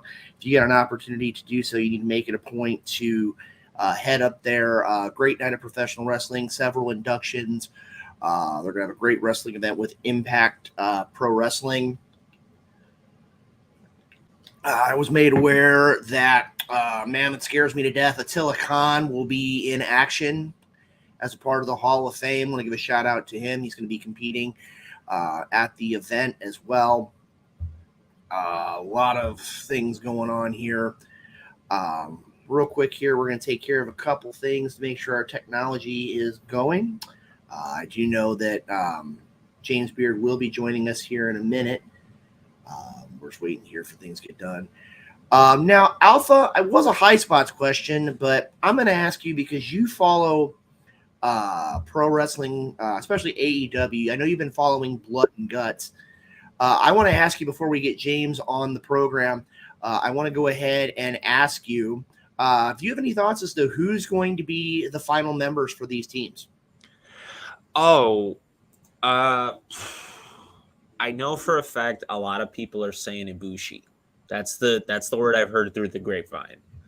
And I can see why, because I believe they've said that he's okay with the dates because he's not really working with New Japan, but also he said in an interview he wants to go back, so like whatever. And they're in a deal with AEW, so I'm sure they'll figure something out. But that would be my best guess. As far as the other team, I got to throw it to you, Luke. Well, right now, all I know is I keep hearing some people have been saying CM Punk. I think right now we could see Chris Jericho. It's definitely going to be one of those things that we're going to take care of stuff on Blood and Guts in 2 weeks. Now, ladies and gentlemen, at this point in time here, I want to go ahead and hopefully everything will cooperate here. I want to share a graphic. Hopefully our technology will cooperate here. We're going to be joined momentarily by a man who's done a lot in the world of professional wrestling. I want to go ahead and show real quick here on the screen his book, The Third Man, My Time, Life and Times Inside the Ring and Out. Talks about the role of professional wrestling referees. And myself and Joe Lance both have had a lot of discussion when it comes to that particular topic. Also, while we're at it here, let me go ahead and see if I can pull up another graphic for us. 2016 Charlie Smith Referee Award winner from the Cauliflower Alley Club. This man has seen it all, done it all. I'm going to tell you, when you talk about professional wrestling referees, there are many that don the stripes. There's many that I really look idolize in the world of professional wrestling, that being referees like Tommy Young, referees like the Hebners, like Joey Morella, Joey Red Shoes Dugan, among others. Another couple I look at is the legendary Bronco Lubitsch as well from the old Texas days. And I'm going to go ahead at this point, ladies and gentlemen, and bring in a man who has accomplished more in the world of professional wrestling than probably anybody I know. And if I could do a 10th of what he's done in the world of professional wrestling, I would consider myself a very grateful man. Ladies and gentlemen, we're going to welcome him to the Wrestle Talk podcast, the one, the only James Beard. James, how are you doing this evening, sir? Doing great, guys. How are you? Doing absolutely wonderful. It's an honor and privilege to have you here on the program. Now, I'm going to go ahead. This is going to be an interview talking about the Hall of Fame and talking about your career. But I do want to bring one picture up here. And again, I've been around pro wrestling for a long time. But one of the pictures here in my office is one of those that I absolutely have to share with you. And let me go ahead and see if I can actually bring it up here right now and see if I can bring it up here on the computer. Again, let's see if I can make this work. This is a picture of it's actually in my office. Oh, wow. That was from this year's Cauliflower Alley Club. That was yourself, myself, after winning second place in the Cauliflower Alley Club cribbage tournament. And can you give us, and we've talked about this before, can you give us just a brief overview for those that don't know who the man is on the right side of our picture, who that gentleman is? Well, that's John Layfield. That's JBL, of course. One of probably one of the best friends I have in life, really, not just in wrestling. He's a guy that I actually literally opened the door for in the business, and we've been that close ever since. Well, I got to tell you right now, that picture, like I said, is sitting here in my office, and I'm not going to fib to you. I'm bringing that with me to the Hall of Fame because even though I've been around pro wrestling for a long time, you see I'm representing my home promotion here in the greater St. Louis area. I got to tell you right now, that picture just, I mean, again, that's like one of the biggest pieces of my wrestling legacy is having the opportunity to be in a picture with two very knowledgeable individuals, yourself and Mr. Layfield. Now, I got to ask you, you've been around pro wrestling for many years. I've heard, I heard some of the readings 20. I've heard some saying 30. You've been around wrestling a long time. It's close to 40 now, yeah. But as we look at things here with professional wrestling, I got to ask you, when I got into pro wrestling, when I really started liking it, was back in the days of Georgia Championship Wrestling, back in the very early 80s. Right. When you first started following professional wrestling, what was the draw to you? What brought you into the world of professional wrestling? What made you say to yourself, this is what I want to do? Well, it just sort of happened more than anything else. I was in the music business, playing music around the Dallas area, and I got to know a lot of the guys that were in the business. They show up in places where I was playing, and I've been watching wrestling since I was a baby. I mean, since I was a kid. Excuse me. Attended the Sportatorium for the first time. I think I was about 8 or 9 years old. Saw Bull Curry and Red Bastien and Johnny Valentine and Danny McShane, and I don't remember who all was there, but I was a fan all my life, and so I kind of studied the business a little bit as a fan, and I got to talking to a lot of the guys, and some of them thought that I'd probably be good at it, and I just kind of got drug into it. It was kind of like one of those things. Well, let's try it and see what you think. And I tried it, and the next thing I knew, I was doing it. and I was very fortunate. I got a lot of good breaks early on, and things just worked out. I was talking. In fact, I was talking to John about this on the phone one day not too long ago. We were talking about when we first started and all that kind of thing, and I had been thinking about it, and I don't want this to sound bad, but I've never asked for a job in this business. I've never sought out a position or a job, and it's just all just kind of happened, and I've been very fortunate. Well, one thing, James, you brought it up here, and I know when my first match of refereeing many years ago was, hey, referee didn't show up. Do you have a pair of black pants? Yeah. Can you wear this? Sure. And that's about all I got when it came to the world of pro wrestling. But when it comes down to it, I mean, again, looking at your resume, and again, you've never been one to ask for a job, but I mean, again, world class, USWA, global, SWF, the NOW promotion, the NWA, Big Japan. I mean, you've been all over the world, right, in professional wrestling. And I got to tell you, man, I mean, one of the things that really hits home with me, and I've had an opportunity to read, and I'm not going to fib to the viewers of the Wrestle Talk podcast, I'm about halfway through your book. As you can see back here, I got plenty of books from different wrestlers and things along the lines that I try to study and be very knowledgeable in the world of professional wrestling. But we started off talking about your career in Texas. And although I know a lot of our fans nowadays don't know what it's like to have been to the Sportatorium and things along the line. And I'm going to tell you right now, true story. I went a few months ago when I had a chance to go to Dallas. I had the opportunity to stand where the Sportatorium was. Yeah. And it's just, there's just something about in professional wrestling. There are certain buildings, there are certain places that when you stand there and you know the things that have been done. Having the opportunity to drive around several of the venues in the Portland area with my good friend Jeff Manning, having the opportunity to be at places like the Kiel Auditorium in St. Louis. There is just something about that particular area that just made you feel like this is a piece of wrestling history. And you actually got the chance to live it. Can you give us a little bit about your time? I mean, again, you can talk about world class. You can talk about when it was changed to the USWA. You can talk about when it was global, what it was like to be in such an important building as the Sportatorium. Well, it was a special place. I mean, you hear the stories. I mean, it wasn't pretty. It was hot in the summer and cold in the winter, and it could be uncomfortable from time to time. But there wasn't a bad seat in the house. It didn't matter where you were. There's 4,500 people in there, and the people that sit the furthest away from the ring had a. I'm sorry, somebody trying to call me.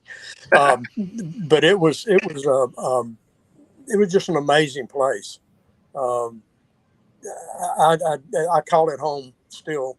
I still miss it every Friday. You know, I want to go down there and you know, it's places where, you know, I see somebody work there for the first time and it's almost like they've come to some sacred joint, you know. And I saw a lot of change there, you know, like you said, the world class, saw it in there, saw USWA come in, saw Global come in. Of course, I was working in Japan a lot of those times, and so I was kind of going back and forth during a lot of those years. And you know, I was lucky. Skandar Akbar made sure that that I kept my place there, and it was just always home. I miss it today. You know, it's just a wonderful place.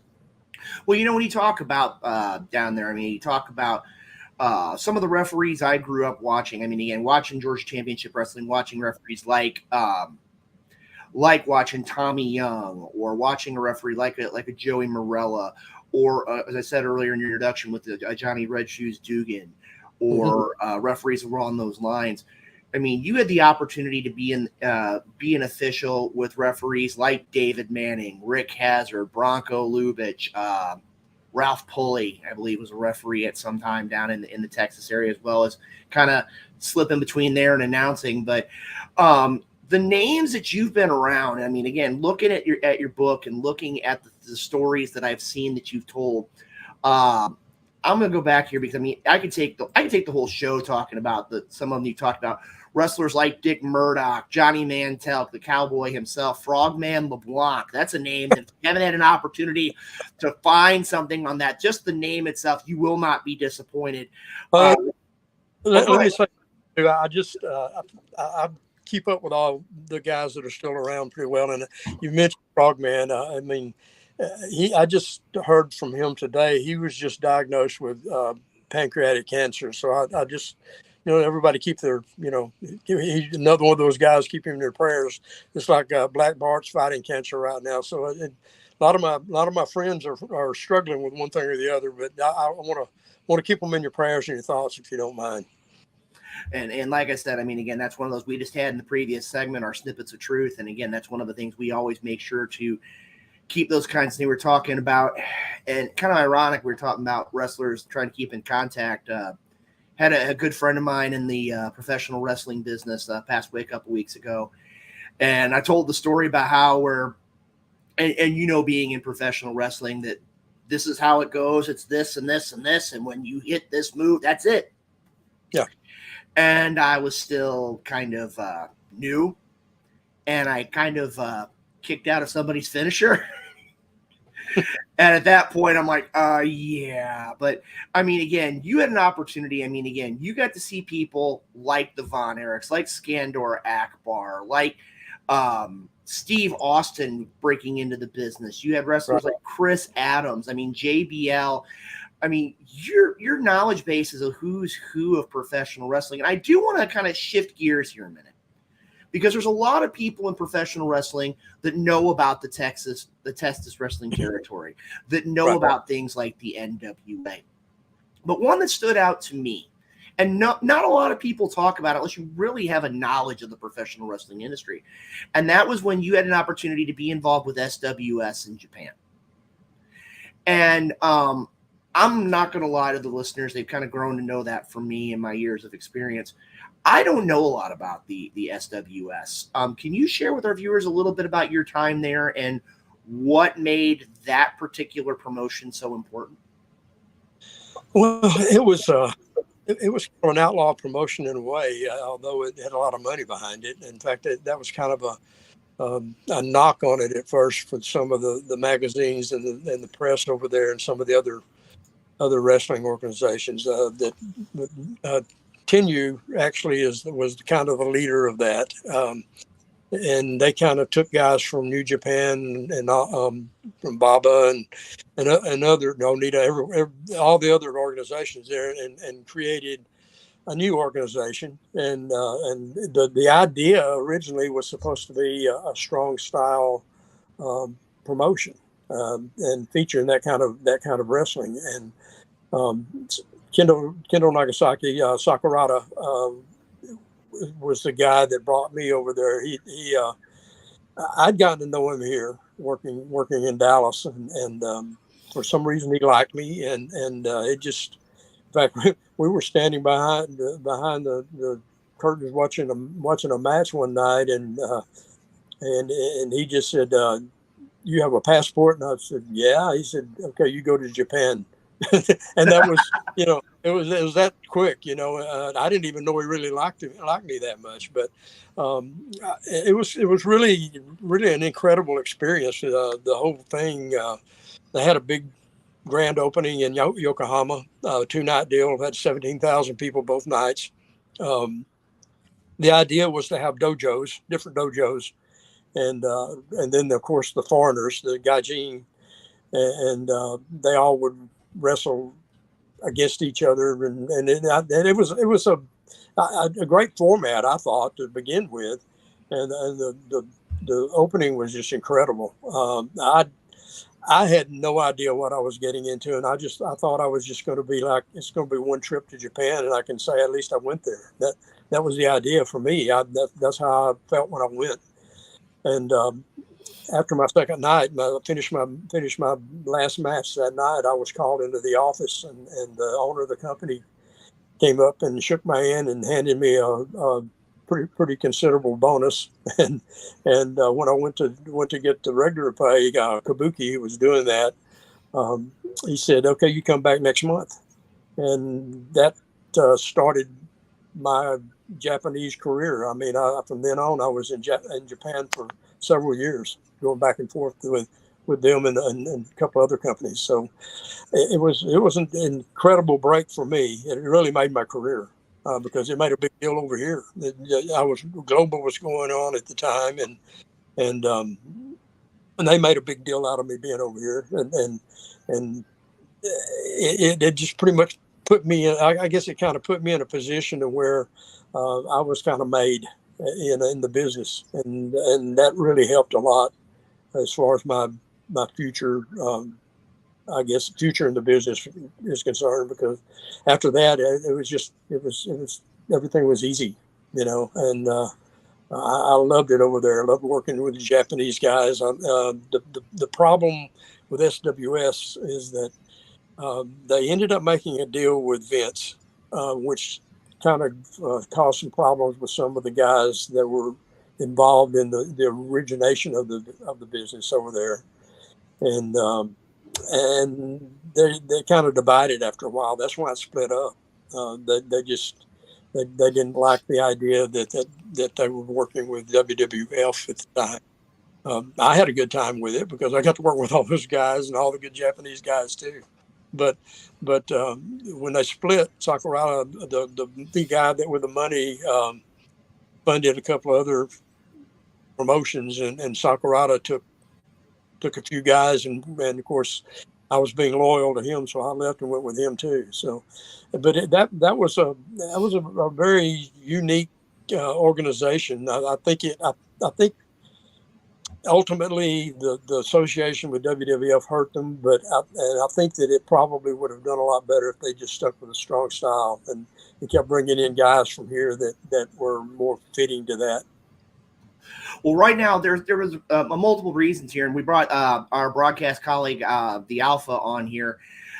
There's a lot with professional wrestling that is so much different when you look at it from the days of the territories to now. There's a lot of things that are different when you look at it from the wrestling style of the United States versus England versus the Canadian versus Lucha Libre versus wrestling in Japan. There's a lot of different styles, and I wanted to make sure that the viewers of the program got an understanding of what it truly was to be a part of professional wrestling on the Japanese scene. Now, Alpha, I'm going to level with you, and I'm going to tell you a little bit of a something that Alpha didn't necessarily want me to share with you, James, but when we started talking about this interview and the fact that we're going to the Hall of Fame next week in Waterloo, Iowa, which is going to be a great time. If you haven't purchased your tickets, you need to make sure you do that because it's going to be a great 3-day event for professional wrestling. It definitely is, yes. This man right here actually shed tears over the fact that he could not find a way to get from Florida up here to Waterloo, Iowa for the Hall of Fame. And I told him, hey, you still got time. But right now, I'm going to turn things over to my broadcast colleague, the Alpha, to ask questions. We got James Beard, an accomplished, legendary professional wrestling referee right here on the Wrestle Talk podcast. Alpha, take it away.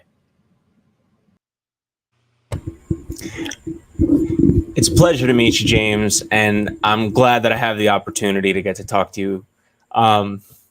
So as a youngin', a youngin' wrestling fan, I love to hear stories, specifically the kind of, on the road stories that you hear. Something about any kind of fan type things. Did you have any interactions where something might have happened? Maybe a bad incident, somebody who didn't agree with the end of a match.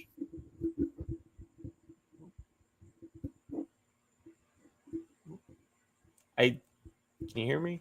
I can't. Hold on, we're gonna pop back in here, James. Or can you hear us? Okay. I hope. I don't know. We're having some audio issues here. Bear with me just a minute. You can't hear me either? I don't know. I think we've lost the audio here. I apologize to the viewers here. James, hold on one second here. I'm gonna go ahead and see what's going on here. Hold on here. Let me see if I can. All right, let's see if I actually got that taken care of. James, are you still there with us? Okay, like I said, I've got. It says that we have audio, but hold on here just a second. We're gonna go ahead real quick here. Hold on one second, James. We're gonna go ahead and we're gonna take you off the screen here for just a minute. We're gonna see if maybe it was just a bad connection, but like I say, we'll go and take you off the screen. Bring you right back on here in just a minute. We're gonna see where for some reason we're not getting audio from you. Let's go ahead and I know you can hear us, but let's go ahead and have you, if you can, we'll go ahead and dial back in here in just a second, and we'll see what's going on there. So we'll go ahead and take James off the screen here for just a second, and hopefully he can be brought back in. All right, we're going to see here. James, do you have audio now? Okay, he has no audio. Tell you what, we'll go ahead. We'll take you off the screen. You can go ahead and log out, and let's have you log back in. All you got to do is click on the message that we sent you earlier on. We'll just go ahead and see if we can do that. Is that okay?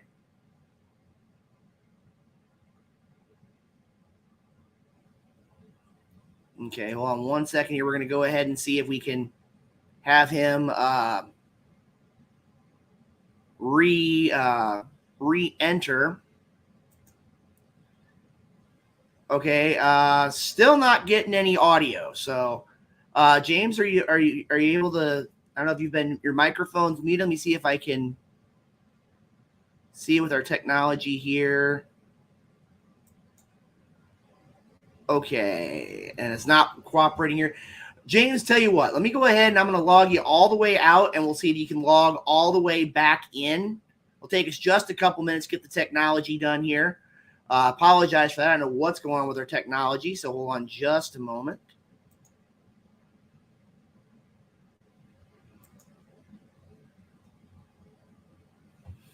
Bear with us just a second. We're having some Hold on one moment here. We'll bring Alpha back in here. Alpha? So you guys can't hear him either? No, I can't hear him as well. Okay, I thought it was just on my end. I'm like, did I drop? Hold on, We're just getting a little technical difficulties, folks. We're trying our best to get him back on the program. Okay, hold on 1 second. Mm-hmm.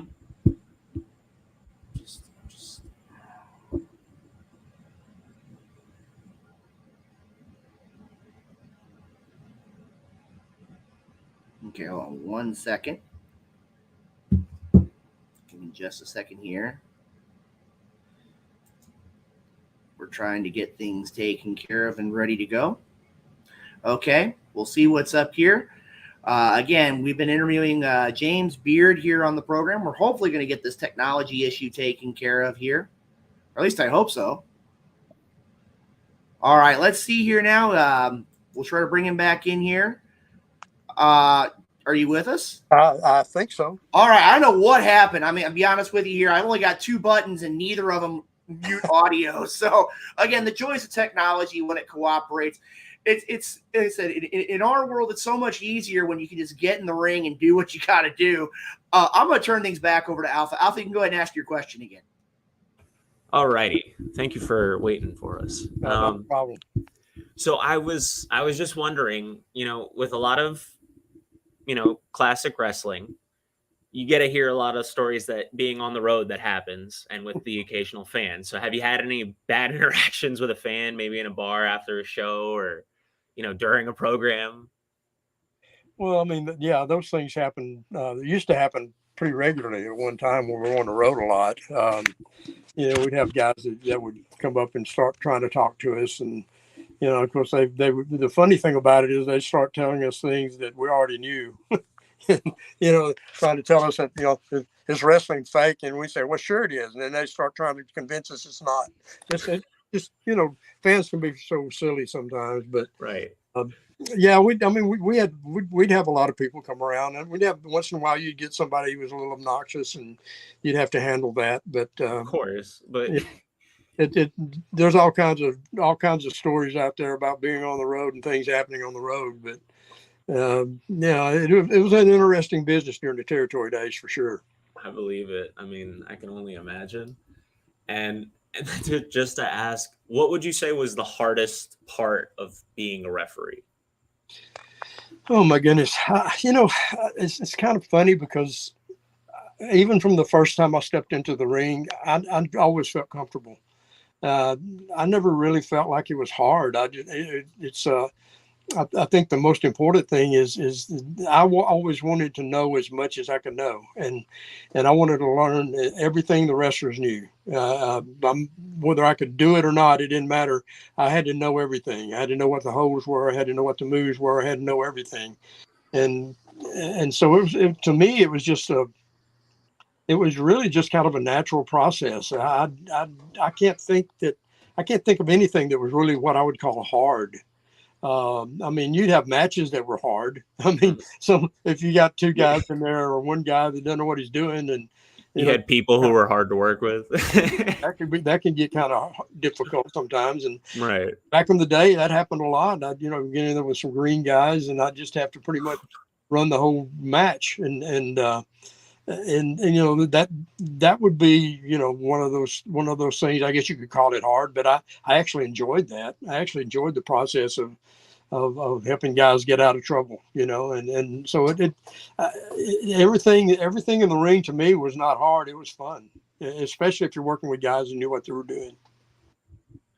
And then finding the fun in a job is the best part. So yeah, you didn't feel like you were working. No, really not. And there's not a thing more satisfying than walking out of the ring knowing that you accomplished what you intended to accomplish. If it were trying to tell the story the way you wanted to tell them, make the fans feel exactly what you wanted them to feel. When you walk out of that ring and you know that you've done that, man, that's a wonderful feeling. You just feel it in your chest. Yeah. I'm sure. Oh, your headphones, man. You got to turn them on. Again, the technology is not cooperating with me tonight, but hey, we got it fixed. That's a good thing. We're making it work. That is true. Now, James, we're going to take a second here and we talk about professional wrestling. And I want to bring up something that was mentioned in your book, The Third Man. I believe it was on the front cover or the back cover, was talking about how a good referee can make two wrestlers in a ring a wonderful thing. But if a referee doesn't know what they're doing, they can take a matchup and completely throw it down the toilet. Yeah, it can definitely happen. Yeah. A good referee, if you've got guys in the ring that know how to work with a referee and help make a match better. Good match, great sometimes. And that was always my goal. My goal was always to make whatever match I'm in a little bit better than it would have been otherwise. And I think I accomplished that most of the time. There were some times it was just hopeless, but for the most part, if I got into the ring and I felt like I couldn't make it better, then I didn't need to be in there. And I always felt like I could do that. And I agree with you 100%. That's one of the things that we talk about a lot in professional wrestling. And I want to go ahead and throw this out here. Our broadcast colleague, the Night Owl, Renee Martinez, the man who actually had that picture of you, myself, and JBL. Great to see men who love our business, stay active, share knowledge, and awesome stories with the next generation. You are much appreciated. My question is this, and again, this is one of those where you've been around professional wrestling a long time, and I know you still come in contact with people today who are new to the wrestling profession. If you could share any advice with an up-and-coming referee, what would you tell them? Oh, my goodness. Well, I think I'd probably tell him exactly what I was talking about earlier, and that is learn everything you can learn. Learn everything about how the psychology, the moves, the holds, everything you can know, and then you have the ability to help the wrestler have better matches. It's such a different business now. I mean, when I started, the referee was really a lot more important in the ring than it typically is these days. A lot of times I see on TV, especially, the referees are just basically there to make a count, and I'm not saying that's all they do, but in working a match, there's a difference in performing your match and working a match. And in working a match, the referee is a big part of that, or should be a big part of that. And that's what I got my joy out of, is being the part of working the match. Today, a lot of the matches are so pre-planned and so choreographed that the referee is usually not a part of that, or just a very, very small part. And that to me is kind of sad. But if I were going to tell a young guy anything, it would be know everything you can know, and don't ever stop learning. I'd keep your ears open. I learned more listening than I ever learned in the ring, and finding people that are better than you or know more than you, and hang around them and pick their brains and learn from them. And you know, it's that's the most important thing, not just for referees, for wrestlers too. A lot of young wrestlers need to do that very thing as well. And that's one of the things too, James. I can agree with you 100%. The idea of where I remember a very wise man who's no longer with us, by the name of Harley Race, had an opportunity to sit down and talk with him very early in my career. And he said, the day that you walk through that curtain and you don't get the butterflies is the day you're done in this industry. And that's the same thing with 30 plus years in wrestling. I go through and I still get that energy. I still get hyped up when I hear the intro music. I still get hyped up sitting behind a commentary table and doing my part for the world of professional wrestling.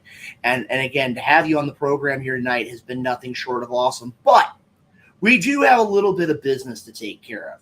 And I hope that our technology department's got things taken care of. We want to talk a little bit thing called the Tragos Thez National Wrestling Hall of Fame as a part of the Dan Gable Hall of Fame in Waterloo, Iowa. And we can go ahead and let's see if we can pull up one of those graphics here. Hopefully we can right here on the screen. This is going to be the event the entire weekend that we have right here. We also have a professional wrestling event that's going to be taking place on that Friday as well. Now, James, I got to ask you, and I'm just going to throw this out here right now. If you could tell anyone in the professional wrestling industry why it's important to be at the Hall of Fame induction next weekend, what would you tell them? Well, I'll tell you what, it's such a special thing because I believe history is important, and I believe you learn from history, and I think if you don't, then the future's not going to be very, very well taken. And being a part of this is a part of honoring that history, and the guys that are a part of the Hall of Fame and the World Hall of Fame, that's the goal. And it's about the fellowship and the camaraderie that you have. This particular event is incredible for fans because the guys that are in part of the business, that are involved in the business, personalities, they're very close up with the fans, and they're very approachable, and it's just a great time for them to get to know these guys a little bit better and a little bit different situation than just watching them in a ring. And I just think that if you don't honor your history, and if you don't learn your history, then you don't have much of a future. And that's why I want to be a part of it, and that's why I enjoy it so much. I mean, Troy and Chad do a great job of putting everything together, and of course Gerald. There's nobody I respect more than Gerald in the business. Gerald Briscoe I'm talking about, and it's a really unique and wonderful experience for fans and for all of us who are part of the business as well, because we get to see people that we don't get to see very often, and renew some friendships and make a few friends. People think that we all know each other. Not necessarily so. There's guys that I've known of in the business forever, and I get to meet them and face to face and talk to them on events like this, and it's a special thing, and I can't tell you how much I enjoyed being there, and this one in particular, it's just a wonderful experience. Well, I mean, again, when you look at some of the names that are going to be recognized right here, talk about people like Gary Albright, Bill DeMott, Les Thatcher, Haku, Tom Burke, Conrad Thompson, Sarah McMahon, the Professor Boris Malenko, and I gotta tell you here, James, I gotta do this right, otherwise he's not gonna let me live it down. The illustrious Rock Riddle. What a character, man! Yes. Yeah, Rock is a special guy, and in a lot of different ways. But you mentioned Les Thatcher. That's kind of one of the points I was trying to make earlier. I had never worked with Wes or met him personally, but we had talked on the phone countless times, and sometimes for hours on the end. And so we got to know each other without ever meeting. And there was a time in 2 or 3 or 4 years ago, we ended up being booked on the same event in Louisiana, no, in Mississippi, and that was the first time I'd actually met Les face to face. And it was kind of a weird thing because all the boys that were there, all the wrestlers and all, were around when they saw us hook up for the first time. And there's a picture there. I've got a picture somewhere of it. But after the initial deal, they all just kind of backed off and let us talk, which was just a special moment. And there's a guy that I had so much in common with in a lot of ways, thinking about the way we thought about the business and approach things. The fact that he had done so many different things in the business, and it's same thing as me. And most people know me as a referee, but I've done an awful lot of different things, and it's just it was just a wonderful experience to finally meet a guy that I had so much respect for and had become friends with over the phone, basically. And that's the kind of thing that happens on events like this, is you get to see guys that you only know from reputation, or maybe you've only talked to on the phone, or, it's just something special. It's really something special. And I couldn't agree with you more, James. I mean, when we sit here and we talk about this, my broadcast colleagues, Justin Wade, Chris Rodell, and the maestro, Jeremy Carp, they're all going to be caravanning up to Iowa next weekend. I told them this is one of the things on my bucket list to do. I mean, again, I sit back and I look at things like my Cauliflower Alley membership. I look back at the many pictures and books and all the travels that I've been a part of when it comes to professional wrestling. But being able to sit there and be a part of the fraternity, the brotherhood that is professional wrestling. I mean, I can't tell you how many wrestlers I've seen over the course of my career who've gone on to huge things. And just the idea of being able to sit back and say, hey, I remembered you when. And when you come back, I can't remember who it says, like, there's times when you can go into a wrestling locker room and you see somebody, you may not see them for 10 years. And when they walk back in that locker room, it's like you've never missed a beat. Yeah, it's just like starting, picking up right off from where you were. That's just the way it works in this business, and that's what's so special about it. And I've been very fortunate. I've had a few honors thrown my way and that kind of thing, and people ask me about those things, and I tell them that the greatest honor for me is actually being accepted as a part of this business, part of the brotherhood, part of the family. And once that happened, once I felt that was accomplished, all the other honors were just kind of icing on the cake. And I've been very fortunate with that. And it's more meaningful to me to have these friendships and relationships than it is anything else. And again, that really, I don't want to take away from the Hall of Fame, but that's like the CAC and their mantra, the ring of friendship. And that's one of the things to look at, is to be able to be a part of this great sport of professional wrestling. And if you say, it's sports entertainment, no, it's the sport of professional. Yeah, it's professional wrestling. There's nothing like firsthand the idea of being under those lights. Yeah, when you're under those lights, you got a crowd full of people, and it's just you and 2 other wrestlers in that ring, or 4 other wrestlers in that ring. I mean, there's nothing that could be. And I'm going to ask you this. This is a referee question kicking in. And Alpha, you may think I've lost it, but I'm sorry. Okay. I got to ask you this. Being a referee as you have, which did you enjoy better, singles matches or tag matches? Honestly, if I had to choose, I mean, I enjoyed both, but if I had to choose, I really prefer single matches, because it's kind of the man against man type thing, the one against one type thing. But at the same time, I've been in some tag matches that were absolutely unbelievable. And I enjoyed them. I mean, they can be exhilarating, and they also can be exhausting. And I probably, people ask that typical question, what's your favorite match ever? My goodness, I've been in thousands and thousands of matches. How do you name one?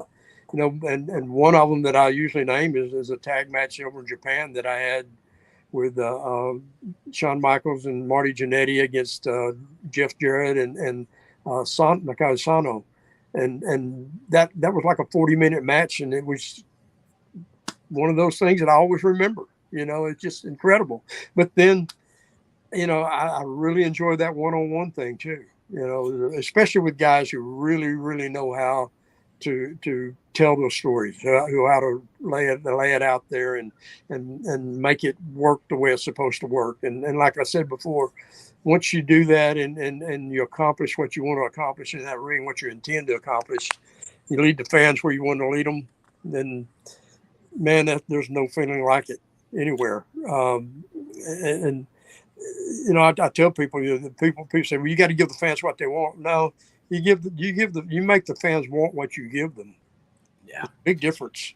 I totally agree. And you lead them to where you want to lead them, and that's a very special talent that some guys really could do well, and I enjoyed working with those kind of guys. Well, I can tell you right now, James, that always reminded me, and we talked earlier this evening about matches that are just ... and you have everything planned. When I was taught many, many years ago to get inside the professional wrestling industry, you had a handful of things, and other than that, you just kind of went on the fly, and it's like you said, you take people on a journey. Well, you ask about Japan. That's really the way it was there when I was there.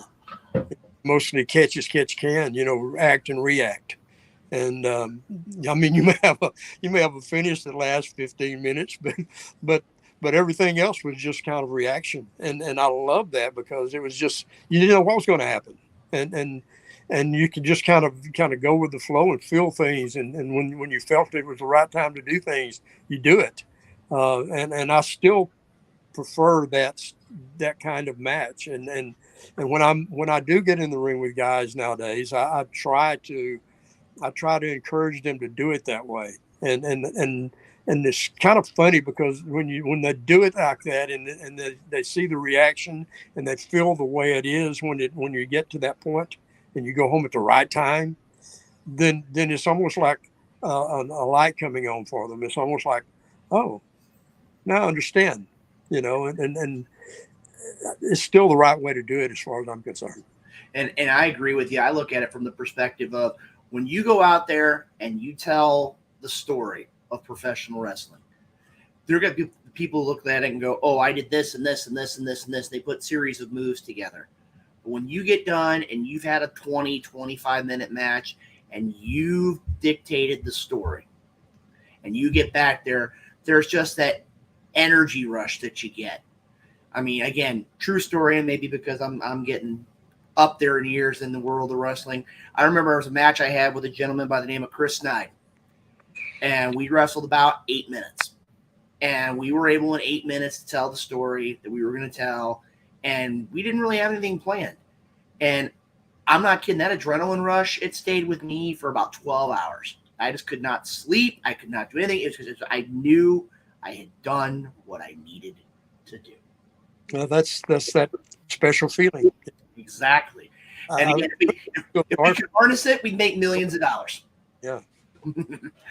Well, like I said, at this point, ladies and gentlemen, again, this has been our honor and our privilege to have such an accomplished referee, a legendary referee, a man who I dare say should be in many people's consideration. I know you've heard the term from lots of interviews on a Mount Rushmore of officials. You are definitely one that needs to be considered anytime you look at professional wrestling referees, just because of all the things you've accomplished, all the things that you bring to the table. And again, anytime that you come to a professional wrestling event, like you said, sit under the learning tree, because you will learn so much. And I got to say right now, it's been my honor to sit here and have 45 minutes with you, James. And again, I'm looking forward to the opportunity to sit under the learning tree again next weekend when we're in Iowa and just have the opportunity to learn from such a great personality as yourself. And before we let you go, if people want to know more about your career, you personally, the opportunity to get your book titled The Third Man, any of those kinds of things, how could they get in contact with you? Well, I'm not a real social media type guy, but I do have a Facebook page. And then if somebody comes on and asks a question, even if they're not a friend or whatever, I'm not hard to find. Really, my passion, my goal right now, and at this stage of my career is to pass it along. And any opportunity I get to do that, I'm going to try to do that. And I'm working with a teaching promotion in Louisiana. A friend of mine has there, and that's kind of a passion for me. And I'm also working with a promotion in Dallas, the Texas Style Wrestling, that's taping some and on the internet, and we're starting to do some things that I think are going to be special down there in that area, and that's my main objective, is to work with some of the younger guys and try to pass along what I know and what I believe in, and you know, nobody's gonna do it the way you want them to do it all the time, but I think there's some value in hanging on to some of the I guess the traditional values of our business, and if you don't do that, they're going to get lost, and if you don't listen to guys who know those things, they're just going to fade away, and I don't want it to happen. I want us to at least have some semblance of what professional wrestling is supposed to be, and that to me is about making people feel, not just react, but feel. And if you do that, then you're getting down to what it's supposed to be like, and that's what I'm trying to pass along. And I'm gonna tell you right now, I could ask a ton more questions, but I think you just put a pretty little bow on this entire discussion. If you want to have the opportunity to meet James Beard, you need to make it a point. Get your ticket, get on your phone, get on your internet, get on whatever you got to do. Get your ticket. You can see it right here on the screen. July 20 through 22nd, Waterloo, Iowa. You can get an opportunity to meet James Beard, all these other great personalities. I mean, again, you're looking up here, some of the names: the legendary J.J. Dillon, Demolition, Haku, Conrad Thompson, the Baron Von Raschke, Les Thatcher, the incomparable Rock Riddle, you name it, they're going to be all in Waterloo, Iowa next week. And as you see right here, a man counting the 1, 2, 3, the 2016 Charlie Smith Referee Award winner, the one, the only James Beard. James, I have to say thank you for coming on the program, and I'm going to tell you right now, I know this is something that Alpha's been wanting to talk about all night. Once we get through the Hall of Fame, there's a lot of stuff you've got going on, and we're going to talk about that later on, because I know you're going to have a discussion later on this summer. You talked about Mr. Layfield. And I know as a part of the Cauliflower Alley Club, you're also going to have a learning seminar, which I'm going to tell you right now, we're going to hopefully be able to have you on the program later on, because we want to talk about that opportunity. And again, being at CAC last year, if you don't have the opportunity to be at seminars and things like that with a James Beard and a John Bradshaw Layfield, come on, you need to be there. Yeah, I'll come on anytime, guys. It's been a pleasure, and yes, that's at Cauliflower Alley in August. I think, I don't know, I can't remember the dates now, but John and I are going to be doing they call it a learning seminar, but it's basically going to be a story time type thing. I think more than anything else. I think the idea is they want to hear some of the things we got into together, and about our relationship and how that affected his career and my career and everything else. So yeah, it should be a lot of fun. And I'm looking forward to that. Of course, John's going to be at Waterloo also. So I get to see my old buddy there and both this month and next month too. So that's going to be a pleasure for me. Like I said, you couldn't say it more. And right here, perfect wrap up. James, thank you for coming on the program. Like I said, you're going to see this picture again next week. And again, hopefully we can sit and kind of chew the fat and talk about all things professional wrestling. Again, it's our honor and privilege to have you on the program, and we look forward to having you back on real soon. Anytime, guys. Thank you very much. All right, ladies and gentlemen, the one, the only James Beard here on the program, on the Wrestle Talk podcast this evening. Alpha, if I could cry, I would. I'm not even remotely What's joking. stopping you? I gotta be professional. I gotta have that integrity. I'm not kidding. I feel like I'm about 10 years old again. Having the opportunity to hear from somebody with such credentials as James Beard, I can't say anymore. Tonight has been, even with all the technical issues, has been a great show. And as he said, it was the icing on the cake. And tonight was great. What were your thoughts about tonight's show? I think we made it work. You know, we came in, and I'm sure we were a little unsure just because it was me and you. But I think we managed. I think we did a good job, Skywalker. Yeah, I think so too. And like I said, I want to go ahead and thank our great sponsors once again: Royal Mills Transportation, Dewan Mills, the CEO, Rathbun Engraving, where you need to get one of those great Wrestle Talk podcast mugs available for $20. You can go to our Facebook account and ask for more information. Noble Men's Barber Lounge, Kansas City, Kincaid Arcade at the Oak Park Mall, Interstate 70 Sports Media, our good friend the Maestro Jeremy Karp. Pardon me. Little Popeye Designs, where you can get one of those fast-moving Wrestle Talk podcast tumblers, and the FWWC, the world's premier fantasy wrestling group. I got to tell you, from top to bottom, a great night here in professional wrestling, a great night on the Wrestle Talk podcast. Again, as a reminder, make sure to share our information. Make sure to share and like and follow the show. Also, as a reminder, WrestleTalkPodcast.com for all the up-to-date information. You also check us out on social media as well. And also, I know for a fact that I want to bring this up here, has a lot more meaning to me this week, even more so. Always make it a point to reference the National Suicide Prevention Hotline, 988, available 24/7, 365. Nobody should be alone. Nobody should feel as though that they don't have someone to turn to. And I mean, again, it's one of those things. I know Big Daddy Pete talked about in the past. You need to make sure that your mental health is okay. There are times when we all hit that wall, so to speak. We hit the point where we just can't go anymore. There's always somebody to talk to. There's always somebody available. Talk to your friends, talk to your family. But if not, if that's something that's crossed your mind, National Suicide Prevention Hotline, 988. Alpha, I got to tell you right now, my friend, tonight has been awesome. Next week's going to be just as great. And as a reminder, we mentioned this before, the Wrestle Talk podcast is going to be live from the Cauliflower Alley Club in, I'm sorry, I take that back. We are going to be hopefully live during the Cauliflower Alley Club. We're also going to be at the Hall of Fame. We're going to be live. We're going to have more information put up on the Wrestle Talk podcast Facebook account next week. We are going to have live episodes from the Hall of Fame. You heard me right. You're going to see a lot of our broadcast colleagues, Jay Wade, Big Sexy, the Maestro, Luke Roberts, all at the Hall of Fame. We're going to have special episodes right here on Wrestle Talk Podcast and on all of our great social media outlets. Alpha, I don't think we could do any more than that, my friend. I think it's good to wrap it up.